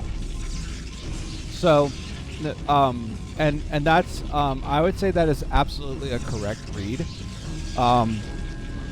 You know, if your opponent is on 5 gates, but has no Reaver tech and is not building Reavers, you could totally still compete with 4-gate Reaver.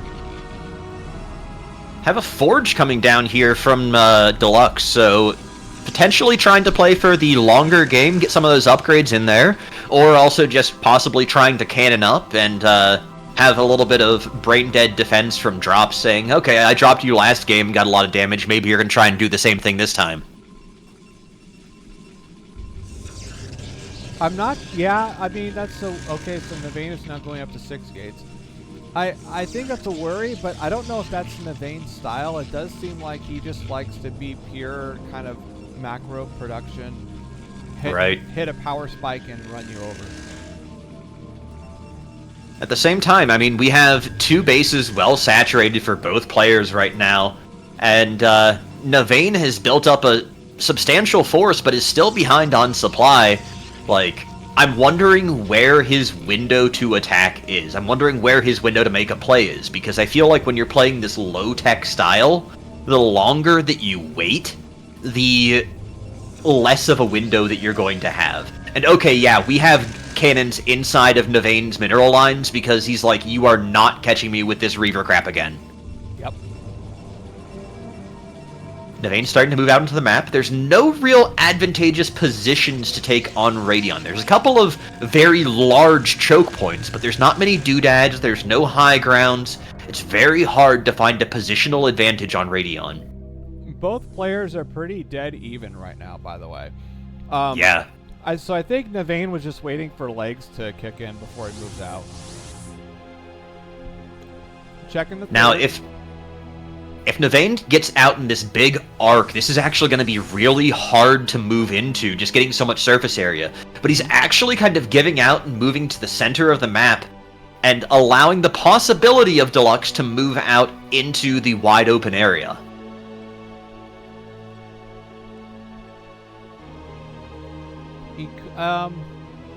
Is he doing that, or is he just, trying to positionally verify the... Yeah, so he's trying to verify if there's space here, there's nothing there. Right. So he has confirmed that he has control of the map right now.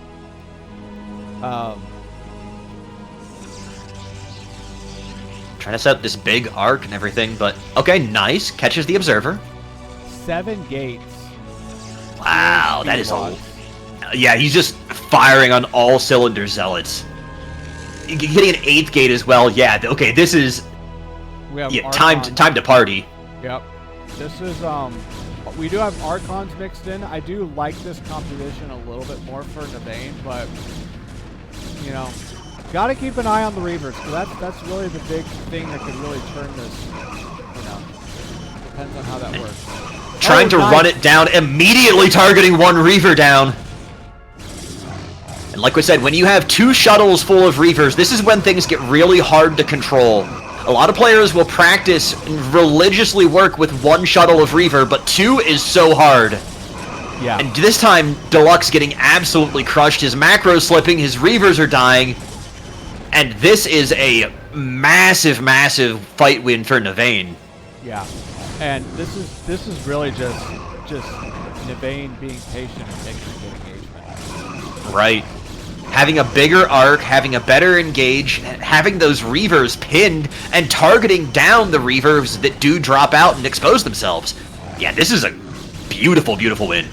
This game right here is an example why you may not go Reaver as Protoss, and you can still fight a Reaver player.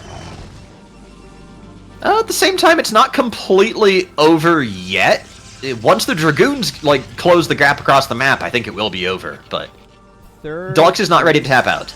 There we go. Third base is going down. I was gonna say, if he wants to build it, he wants to make it. Make the third base. Oh boy. So during that entire fight, DeluXe was basically not building anything, and so now just to spend his money, he's making 1,000,000 photon cannons at his natural. That's bad. Yeah, this is not looking good. No, yeah, this is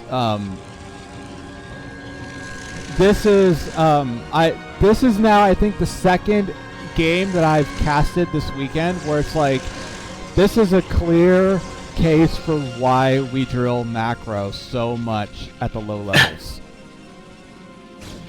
It can literally make or break a game.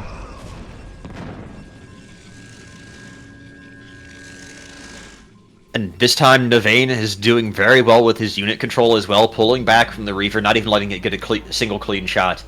I like the decision to just go ahead, pull back to the middle of the map, recognizing that you've got a third base coming up, and after having tried to push the advantage last game and having it fail, I like Navane being a little bit more, having a little more discretion, but I'm really hoping it doesn't come back to bite him.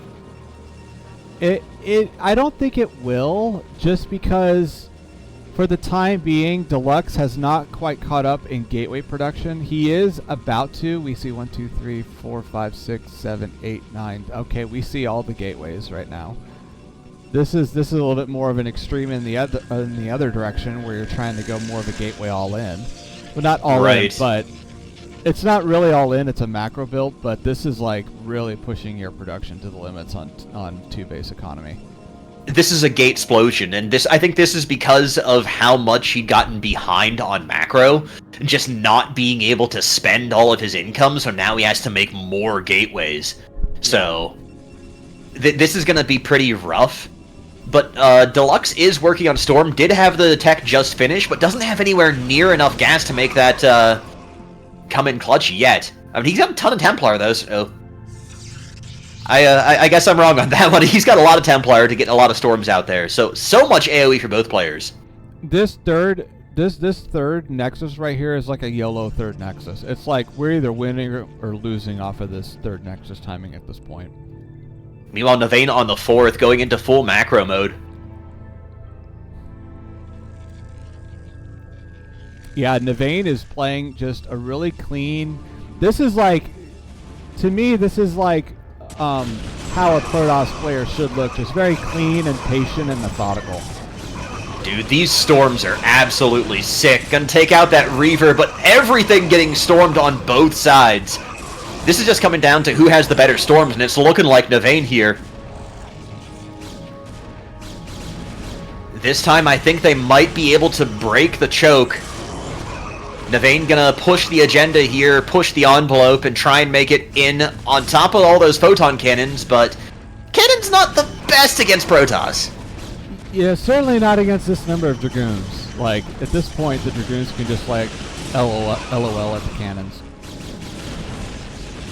Oh, the Storm's even onto the probe line. Not a perfect target, but at the same time, the idea is there.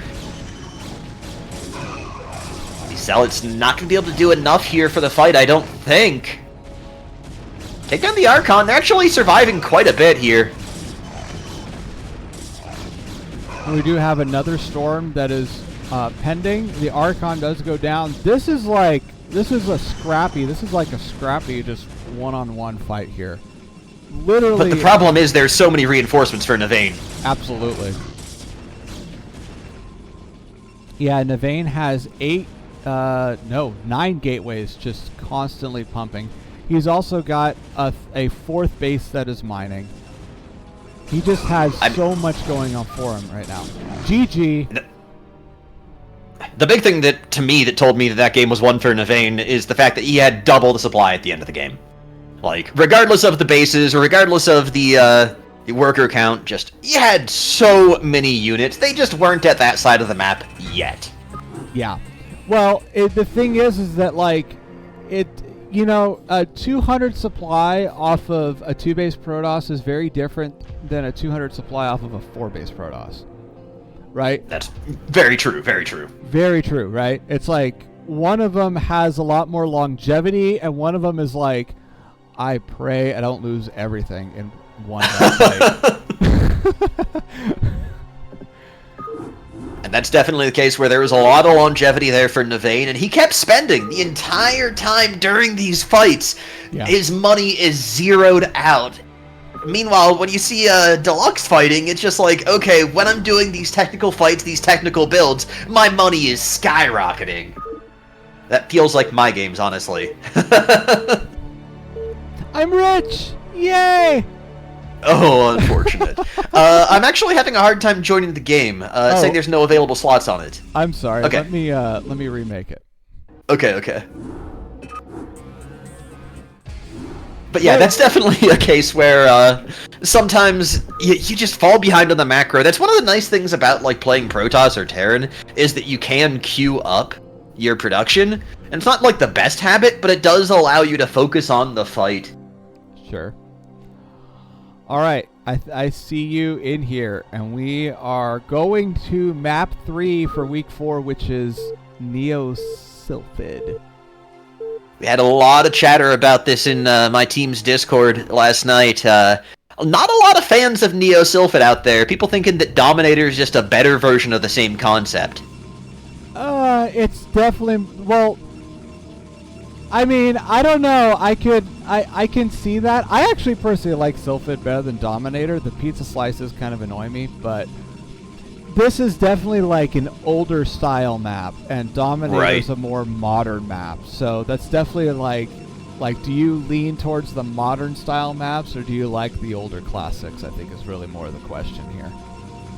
Now, the other thing too, and this is again nerding out a little bit, but the top spawn, this is the only kind of map that has this spawn. So the mineral formation and just the general like layout of your base when you're playing these 3-player maps, it's the only time that you see this. So it's like, you kind of have to have the trivia memorized in terms of how to mine it efficiently, like what to do with it and everything, or even just how to set up your Sim City. Right, yeah. I mean, and I don't know, from my experience, that just comes from repeating it and playing it over and over and over. Yeah. But it's the kind of thing where, like, if you're not ready for it, we've even had, like, Tier 2, Tier 1 players that didn't know the map, and are like, okay, I'm playing Neo Sylphid, where's my natural? Like, where's the 4th base that I can go to? And so, it's definitely, like, a unique layout and everything, and Neo Sylphid in particular, I think the 4ths are so hard to find sometimes. Well, so far, it looks like we're going to go a core, Okay, so DeluXe is going core opening again. Navane opting for the 2-gate, probably the 2-gate Boneth opener. That's what I'm thinking.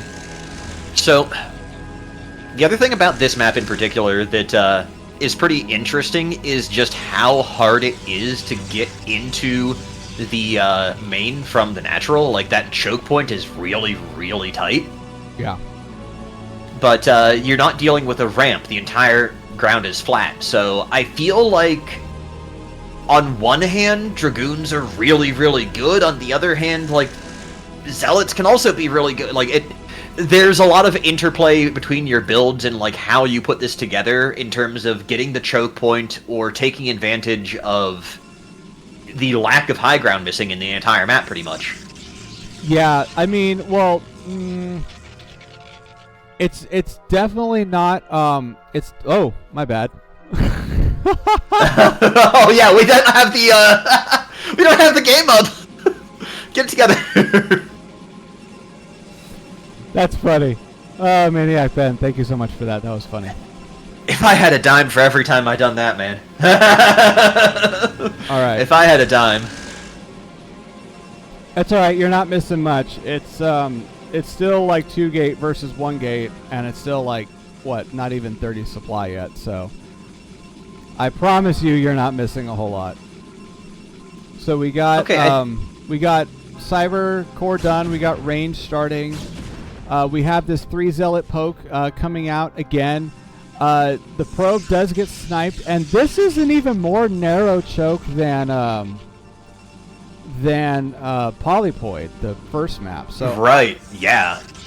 I don't know about this.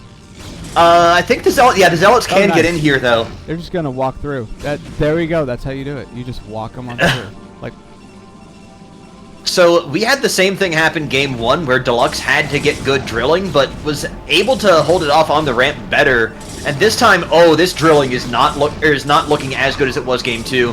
Getting a lot of drone kills here. Yeah. Down to 13 drones already, man! And no gas mining this whole time. That is rough. This is absolutely brutal. 12 probes, dude. Wow. Wow. That was... manages to fight it off, but yeah. That was effective. Incredibly so. So Navane likes this brute force style, and I think that we're going to see that really take off in spades here. Again, having the supply advantage, having the econ advantage, if you can push the issue early, that's going to turn into a big, big opportunity. Yeah.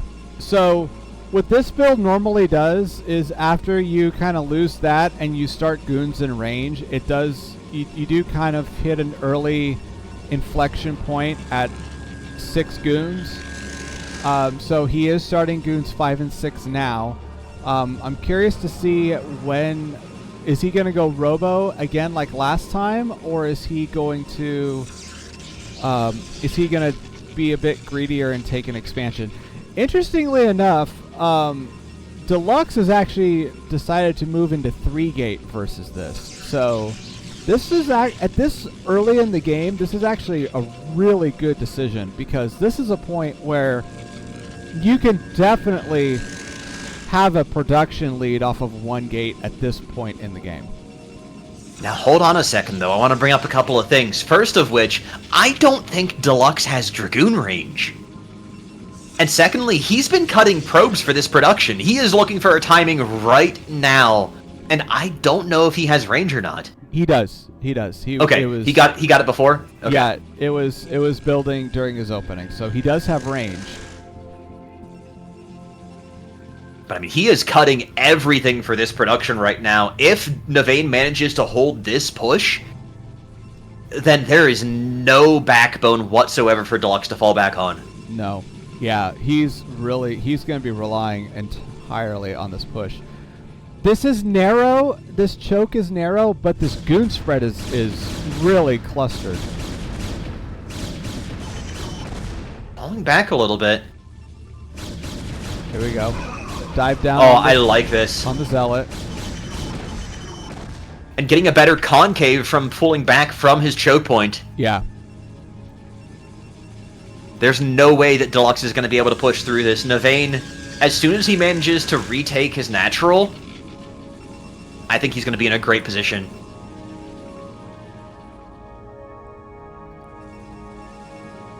He's going to be even on gateways here. So, yeah, if he can actually break through this, he's going to be in a winning spot, I feel like. Oh, he's trying to make it through the choke, though. Look at how hard the army movement is. Yeah. One by one, these Dragoons are getting massacred. DeluXe just totally reversed the strategy there. And that's exactly the difficult thing with this map, is you can't make it through the choke easily. And now the number advantage is so huge for DeluXe, he's going to finally try and brave the gauntlet, and it's working. Oh, what a blunder from Navane. He had a huge advantage, but now there's no way that he's going to be able to get anything out here because there's so many Dragoons in his base. Yeah, and this is just how PvP is. It literally comes down to a fight, and do you have one bad fight? It is such a wild mirror matchup. That choke point was so brutal. GG. And Navane throwing his Dragoons through it. Gonna lose off of that choke point. What a tragedy.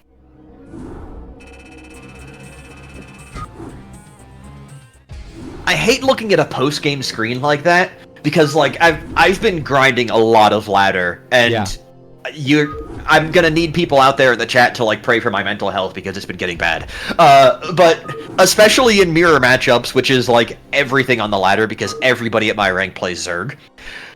Yeah. You go ahead and you look and you see just, okay, I have, I mined 200 more resources than you did because I got one more drone. But I lost the game, and I'm like, man, what did I do wrong? I got more resources than you. But that's the way that Navane had to feel there. Is like, I had more units, I had a better economy, and I still lost. This game sucks. Yeah, that literally came from just one bad fight. And yeah. I mean, like, both players did the exact same thing to each other. Mm-hmm. But you have to have a substantial advantage. You have to have the position, and, like, once Navane tried to run through that choke, okay, now you can't get out because you can't defend your choke because you have too few Dragoons. Yeah. So it's that critical mass problem. It absolutely is. And that map is rough. It's like you said, the choke in that map is not easy to navigate. All right, we've got ourselves a brand new matchup. We've got ourselves brand new players. You want to introduce them, Breezy? Yes, absolutely. So in the top right on Polypoid, we have our red Terran player. It is Posthumous. Posthumous.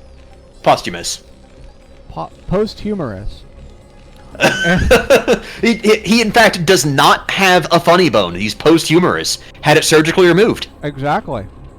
All right, and in the bottom left, our blue Zerg, Tachometr, or as I like to call him sometimes, Tachometr. So this is the first time I actually get to feel like an authority because I've been playing a lot of Zerg, I've been studying a lot of Zerg, and I'm going to say that I'm looking forward to getting to flex my brain a little bit, which means that we're gonna get some brain dead casting. I am totally looking forward to it as well.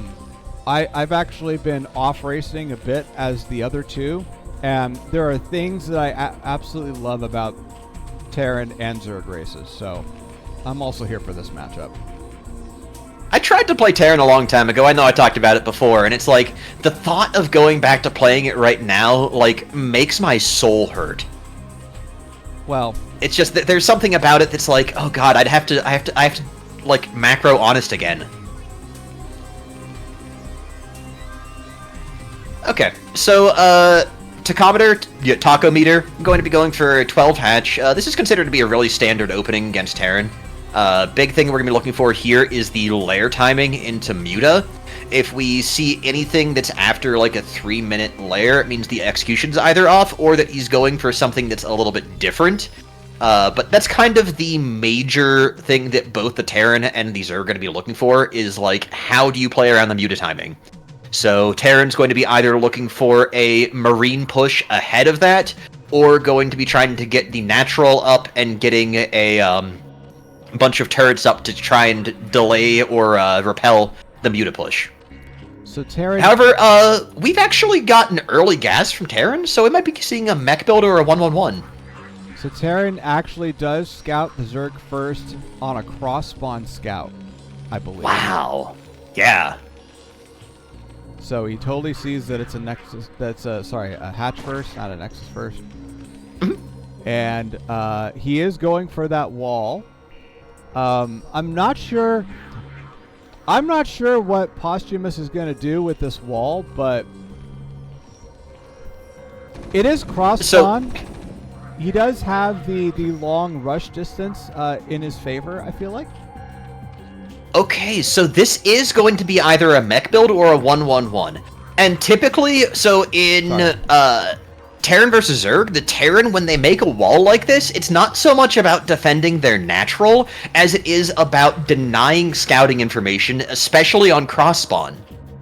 So you can't obviously know what your spawns are, but this is pretty much the ideal situation for the Terran player, because if you have the Zerg going for like a 12 hatch, then they're not going to have enough Zerglings or an early enough Zergling count to really pressure the wall. And now the drones can't get in, and you don't know if the Terran's going bio or mech, and your answers have to be completely different. This is a mech build. We're going to see the Vulture coming out, and this is actually like a super psychic read getting the Sunken out at this point in time. Like, I think they were scouting not the game, but the players, and Tachometr knows that Posthumous likes to go for mech.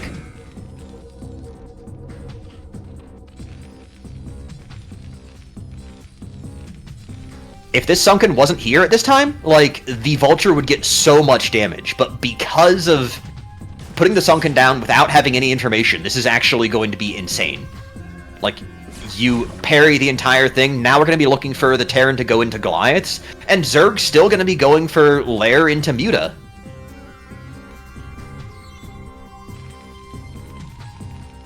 Sorry, I know I'm information dumping. This is just like, all the stuff my coaches have been telling me is like, hey, this is how it goes. Now I get to actually watch people doing it right.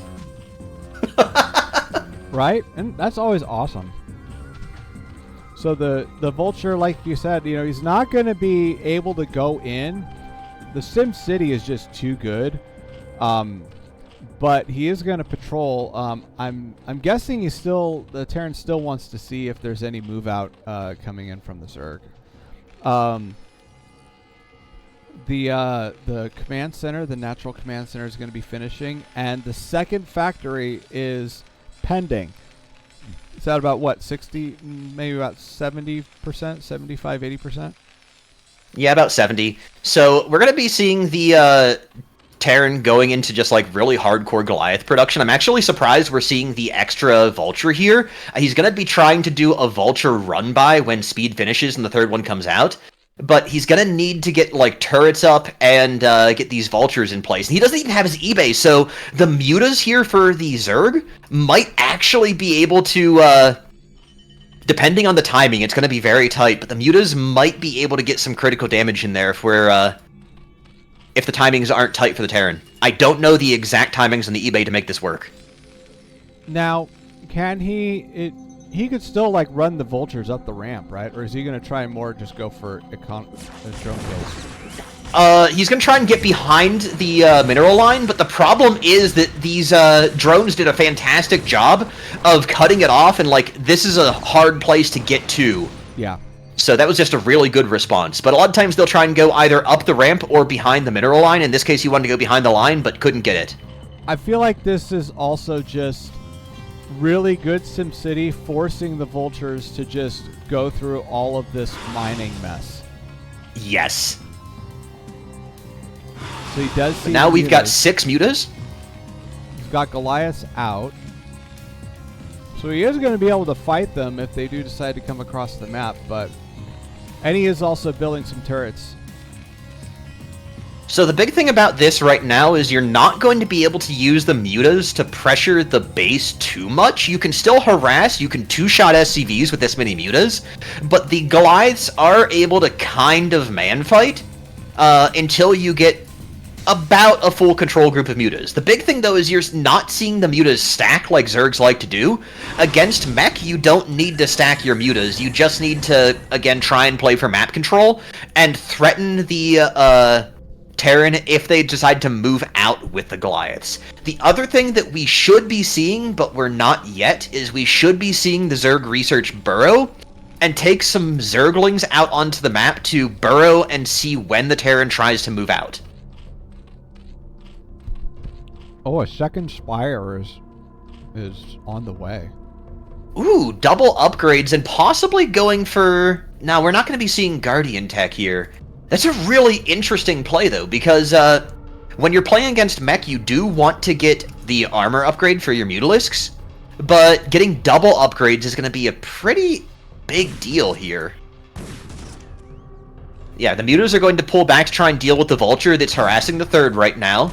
But there's also 2 bases being set up for Tachometr. Yeah, has both of the cardinal positions. He's trying to double expand off of this, which is great. I mean, you know, if he can get these 4 mining bases, and yeah, the Mutas aren't worried about that. No. In particular, these Vultures are here to try and prevent the Mutas from like really doing any harass, and just to be aware of what's going on the map. Sure. Like, Vultures right now are kind of the best tool that the Terran has against these expands, but the problem is that the Mutas are going to be there to counter it, and you just need to get enough Goliaths to hit, like, a critical mass and make a push. We've even got the tanks coming in as well, so siege mode is done, and we're going to be seeing a siege push onto the natural at some point, but it comes down to, are there enough Mutas to push them off? Yeah, Okay, go ahead. There's enough Goliaths on the map that I have big question marks about that. So, you would think that Goliaths are, like, super good against Mutas, and they kind of are? But the way you beat Goliaths as Zerg is you make more Mutalisks. You just make so many Mutalisks that you blot out the sun.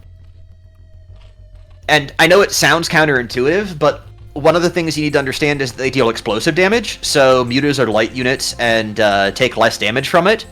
And the other thing, too, is that Mutas scale better than Goliaths do, because Goliaths will overkill, and Mutas get the bouncing damage. Oh, it's like Dragoons. Dragoons also deal the same kind of damage. Yeah, exactly.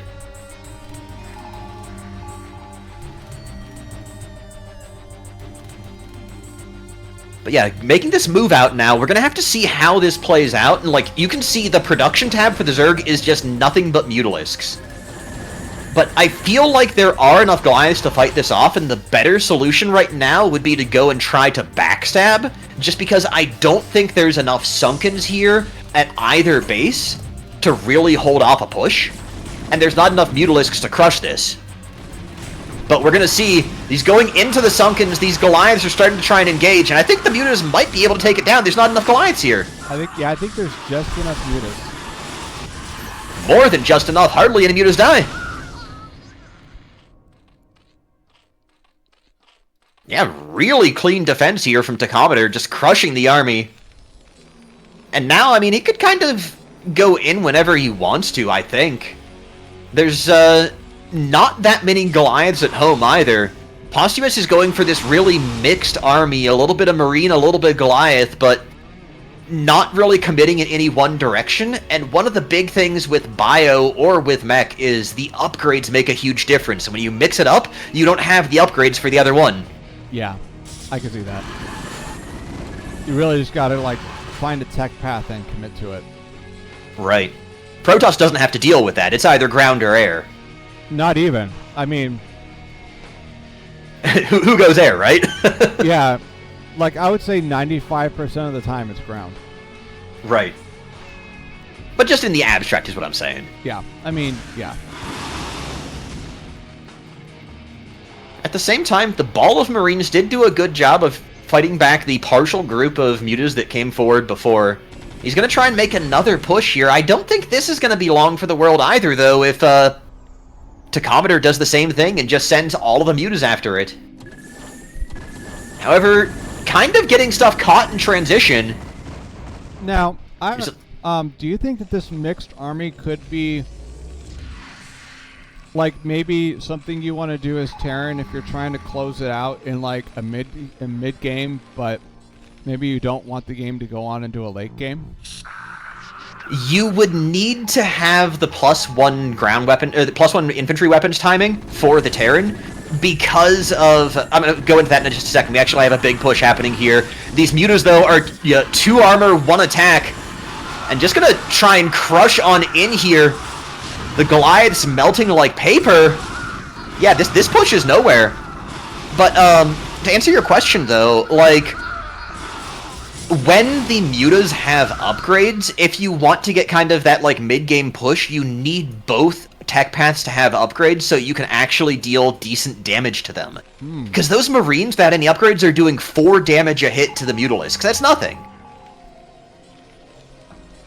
It takes literally 30 hits. That's the same as it's almost as much as it takes to kill a Zealot with a Marine.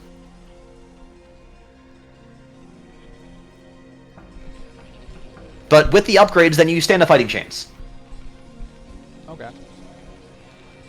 And oh no, we're going for the Valkyries. They're going to have the same problem. Like, the solution to this really is, like, Science Vessel, so you can irradiate. But going for the Valkyries and just the A-move problem, like, the upgrades on the mutas are too good. And I know that sounds, like, super silly and, like, me totally glazing, but that's actually what's going on now, is, like... all of these solutions that Posthumous is trying to do that are just going to be like a move into it, the stats don't line up. Yeah. Yeah, this isn't Protoss where you just build gateway units forever in a move. Just there's so many Mutalisks in the middle of the map. Like, there is an entire swarm. It looks like a cinematic over top of the one set of terrain here. It's a box art army.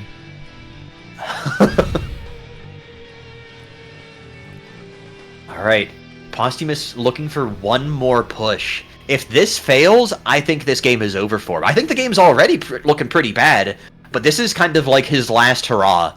The Zerg is outnumbering the Terran in supply. That should never happen. Not at this point in the game. No, yeah. And...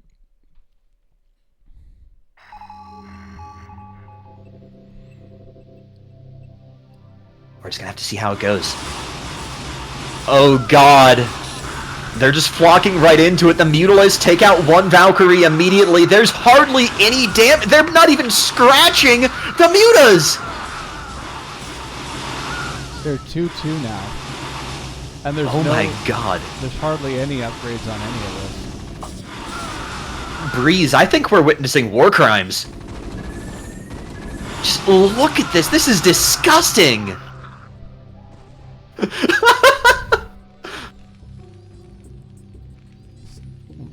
This is, what do they call it? Ogres are gaming? Yeah, pretty much.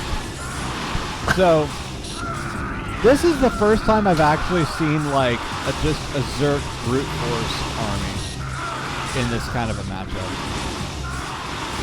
It's kind of crazy, not gonna lie. 178 supply, GG.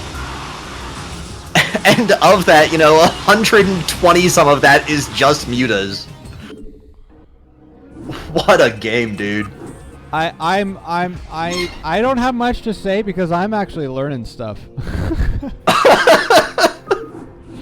I feel bad because I feel like I'm just stomping over this and like just yapping, but it's like, okay, this is super cool. I actually know the theory behind this.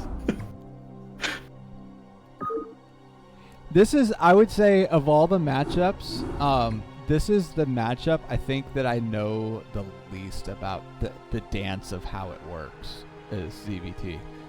And part of the reason why I don't know it very well is because I don't know the nuances of either of the races very well. Yeah. I mean, ZVZ is like, and TVT are just two wildly different beasts compared to this matchup. And it's one of those things, too, where, like, every one of the asymmetric matchups in the game has the ability to be super technical. And when it's like chess, where if you're playing mainline chess, it's really easy to have, like, a general understanding of what should happen. Right. Like, if you're familiar with chess. Right. But when people start doing the really weird openers, then it's like, okay, what is this game supposed to do? Do I even understand the game? Do I know what the pieces do? No, I am so confused. And that's the way that, like, every technical game goes. Like, you talk about the Bonneth build in PvP, and it's like, that's kind of a brute force thing. But if you think about, like, a 1-1-1 Terran build, that's so teched out, that's so weird. There's so many nuances to it that, like, trying to understand that when you don't know it is like watching a chess game that has the cow for an opening. Like, who knows what that is? So this is going to be not Knockout this time, but Polestar. So a bit of a different map than Knockout. But this is a map that is like...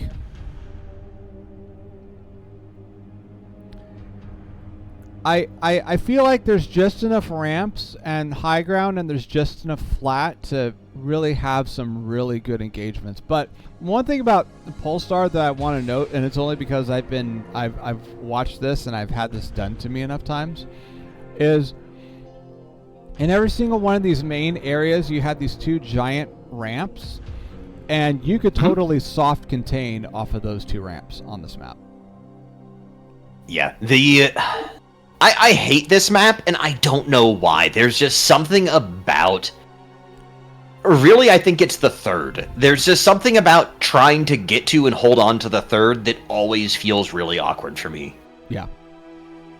I can understand that. And the thing about the third base in this matchup, I think, in this map, the reason why I imagine it's as contested as it is because the third is literally like how you break the contain. Yes. So. And it's the path in and out of there is just really, really rough to defend in a lot of cases. But I'm curious to see how this goes. I feel like this is a fantastic map for lurker play, but at the same time, mutas are kind of idiot-proof if you have the mechanics to support them. So we're gonna see how it plays out, and I think that I'm curious if our Terran player Posthumous sticks with the mech build or decides to go more conventional and go with bio.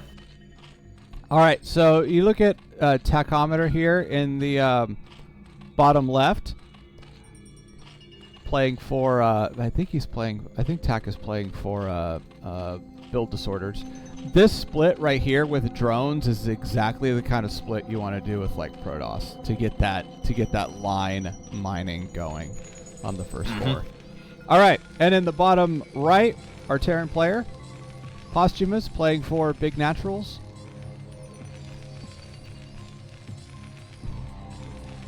Okay, so we talked a little bit about just kind of how the opening goes here. I'm still expecting to see Tachometr go for the hatch first play, 12 hatch.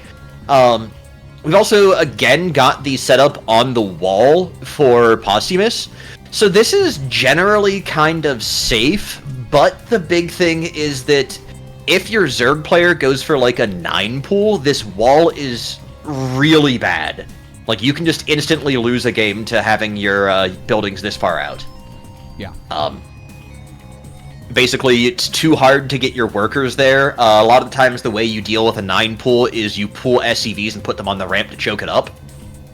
So, this is kind of a hard call-out saying, I don't think you're going for a pool-first build. And in this case, he's vindicated. He's right, because this is a hatch-first build.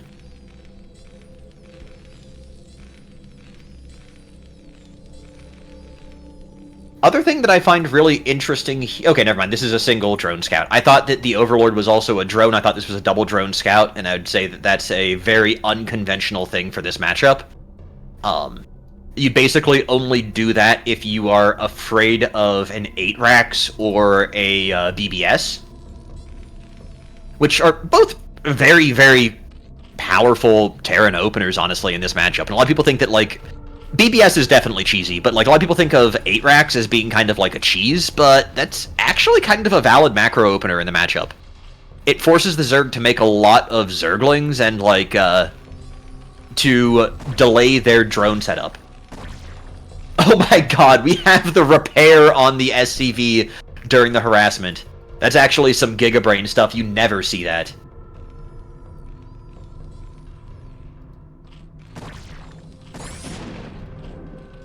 Alright, a lot of worker fighting. This is actually kind of an indication that the Terran is trying like really hard to delay mining and to set the Zerg back.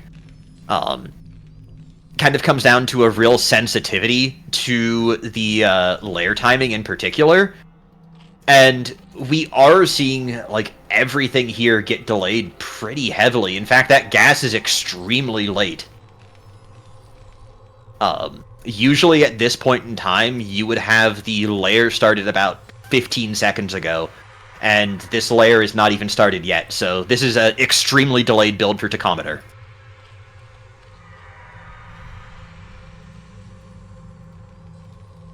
Okay, yeah, he's a very, very late layer, so the Spire's going to be delayed, the Mutas are going to be delayed. There's a big opportunity right now for Posthumous to kind of go for a Marine push if he was going for 2-Rax Academy, but because he's going for the Vulture opening again, like, the answer is already out there. Tachometr has the Sunken at the front of his base, has it covering part of the area behind the minerals. It's going to be hard to get any damage out there, and that SCV getting in saw this, so this is kind of just, like... What do you call it when you have, like, a ritual or an obligatory dance where no one's actually enthusiastic about it? I'm not sure. But that's very vivid. That's kind of what's going on here, though, is like, okay, I know you're going mech, so I'm gonna make a Sunken, and I know you've made a Sunken, but I have to make a Vulture just for the sake of keeping you contained. Right. And, like, no one wants to go through this, they're just going through the motions, but... It's the same opener because of the fact if you don't, then you can get taken advantage of. So the Spire is going down now at about... just shy of 445. I think that was like a 440 Spire. Mm-hmm. Usually it should be like 425, 420, somewhere around there. So this is a very, very late Spire. But again, we're going to have to see, like, the armory's coming down. eBay's not yet started. Should be any moment. Yeah, there we go. SCV has the eBay going. There shouldn't be any real surprises here. And you can see as well, Tachometr is actually throwing units behind the Sunken in his natural. So, basically, when you look right there, that's to prevent the Vultures from running by and going up the ramp. So now, if he wants to run those Vultures in, the only place to go is behind the mineral line.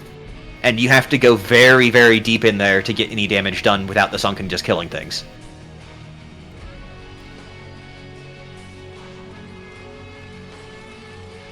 So, not a lot of opportunity for Posthumous right now. I I do think we're just going to see him start to turret up and start to look for Goliaths, get his... We already have the +1 ground weapon started. Like, both these players know exactly what the other wants to do, and Tachometr is looking to repeat last game. Ton of mutas, getting the armor upgrade, and starting to go for upgrade air. Okay. So we do see those first 7 mutas popping. Mm-hmm. And, you know, the Terran is starting turrets. They do have some turrets that are going to be up. But they don't have a whole lot of Goliaths out. Like, okay, they have 3. I feel like they had more at this point last game. But they might be spending more on turrets. I'm seeing actually a lot of turrets out here. The main is pretty exposed, though. This is actually a really good opportunity to get some damage in here. These mutas are going to get a ton of damage. They can't one-shot SCVs, but they can two-shot. Trying to stop the turrets from being built. Gonna lose a couple. Okay, 1 Mutalisk gone, but that's a lot of SCV kills there that Tachometr got out of that. There's at least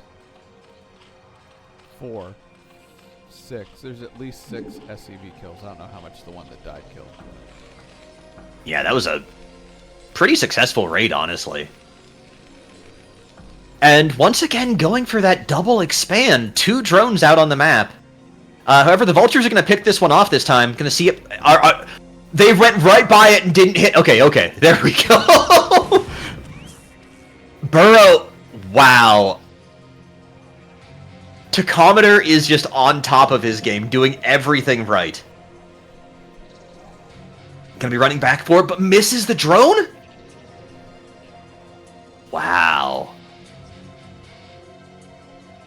So I think that, I know that a lot of Terrans, like, in particular, feel very uncomfortable going mech against, or going bio against, like, mass muta, because it's very, very reliant on good positioning and good control. Mm-hmm. So I know that a lot of them who are, like, not confident in their own mechanics have been trying to go into mech, but I feel like Tachometr has been labbing this out all week.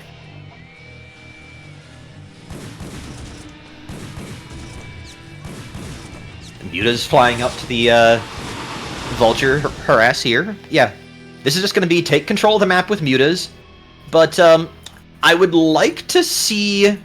And we do have the starport coming down this time, as well as a science facility. So we are going to see Irradiate from Posthumous. This is going to be a lot more competitive and a lot more interesting to see because of the way that Irradiate just beats up on mutas. Like, this switches the pressure back to Tachometr, where he has to execute properly to split his mutas off.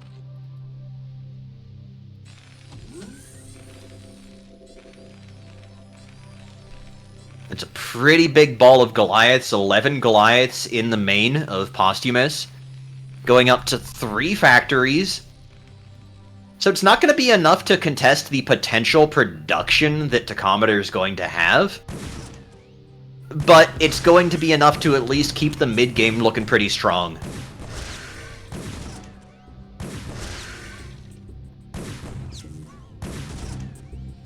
So I like that he does snipe these drones up here at the 4th before any of them get a chance to mine.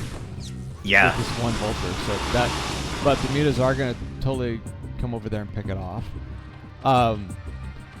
But, you know... is there any point where he goes into, like, Guardian or Ultralisk off of this amount of gas, or is he just going pure mass muta? So, the transition depends on what the Terran does. Typically, the transition in tech, once the Science Missiles come out and you have, like, sufficient Irradiate, the play is actually to transition into Hydras. And if you transition into Hydras, then the Terran wants to go tanks. So you'll have like a tank Goliath composition. And then when that happens, you want to switch back to mutas. So it's like kind of this ever-going dance. But typically, while it's a Goliath dominant force, you want to have the mutas up until the science vessels come out and become a big issue. Then it's okay, I need to deal with the vessels and with the Goliath, so you go Hydra, and it just kind of goes back and forth and back and forth. Ooh, nice. Is he gonna totally... I don't think he's gonna kill this extractor, but... No. Being active on the map with mines and vultures, really trying to, get vision. He's also trying to sneak a base in the top right, I think. I really like what he's doing here. So, in recognizing that, okay, this Zerg does the double expand and has, like, a sunken up at the third, trying to just keep all of these bases and get an economic advantage. But since he's going to have a hard time pushing, and, alright, he has the science vessel out now, he's got the energy for 1 irradiate, this is when things get really dicey, and you can actually see that the Zerg has started getting, ranged upgrades. So, will be planning a transition into Hydras unless he can close the game out on mute attack. Okay. And, okay, so what we want to be looking for is there a den? There's not a den out there yet, but there is a queen's nest, so he is going to be trying to go into hive. Mm-hmm.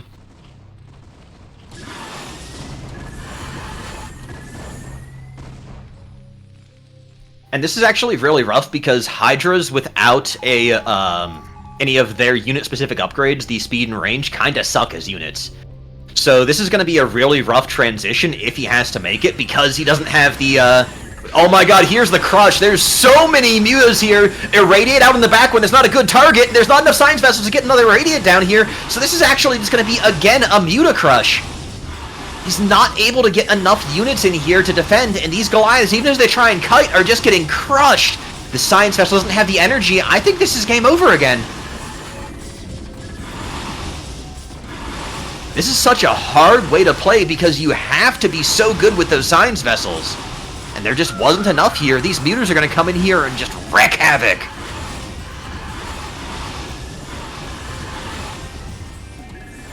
A lot of Goliaths on the back end, actually. Might be losing a lot of SCVs, but doing a decent amount of damage. The mutas are not ready to commit yet. He still has enough SCVs to have a stable 2-base game. So it's not like... I mean, he lost a lot, but... And the fact that he's got 2 more bases as well, so he can just build these SCVs so fast. 3 bases. No, 2 more bases. Yeah, he's on 4 base. No, oh no! Wow, there is one. Oh, I didn't even see the one in the bottom right, in the bottom of the map. Wow. Yep, 5 bases. 5 base. He has more bases than the Zerg does right now. That is a play, dude. That is such a play. All right, mark your bingo cards, everybody. Going for a second starport, so I guess just going to be trying to go like really heavy in Science Vessel, which is the right play. I'm curious as to how well his control is, though, because this is... If you thought SK Terran was hard to play and hard to control, like, getting enough Science Vessels and playing it is going to be nasty. Yeah. The Mewtwo's coming in again. We need to see a great Irradiate. That's a tough one to get away. That's going to do so much damage, but does manage to split it away. No more Irradiates yet. Not enough energy, and this time... The Scourge managing to land. The Mewtwo's coming over towards the ramp. There's not a whole lot of Goliaths in production. We do have Link support coming in. Are they actually going to do it? Are they actually going to be the deciding factor that finishes this out? I think so. There's nothing to stop the Mutas. There's nothing to stop the Lings. There's nothing to stop anything. Posthumous only has 20 supply in non-workers. And there's a lot of Mutas and Lings in here to end this game. This is a rough one. GG is called.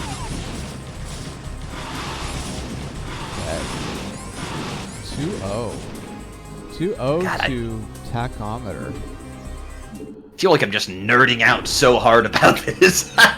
That's what it's all about, though, right? Absolutely. All right. Well, that was quite a bracket. That was the last series and the last game of the afternoon. So to recap, we had who was wuigukin, and maybe next time. wuigukin took that 2-0. And then we had Navane and DeluXe. Excuse me, and DeluXe.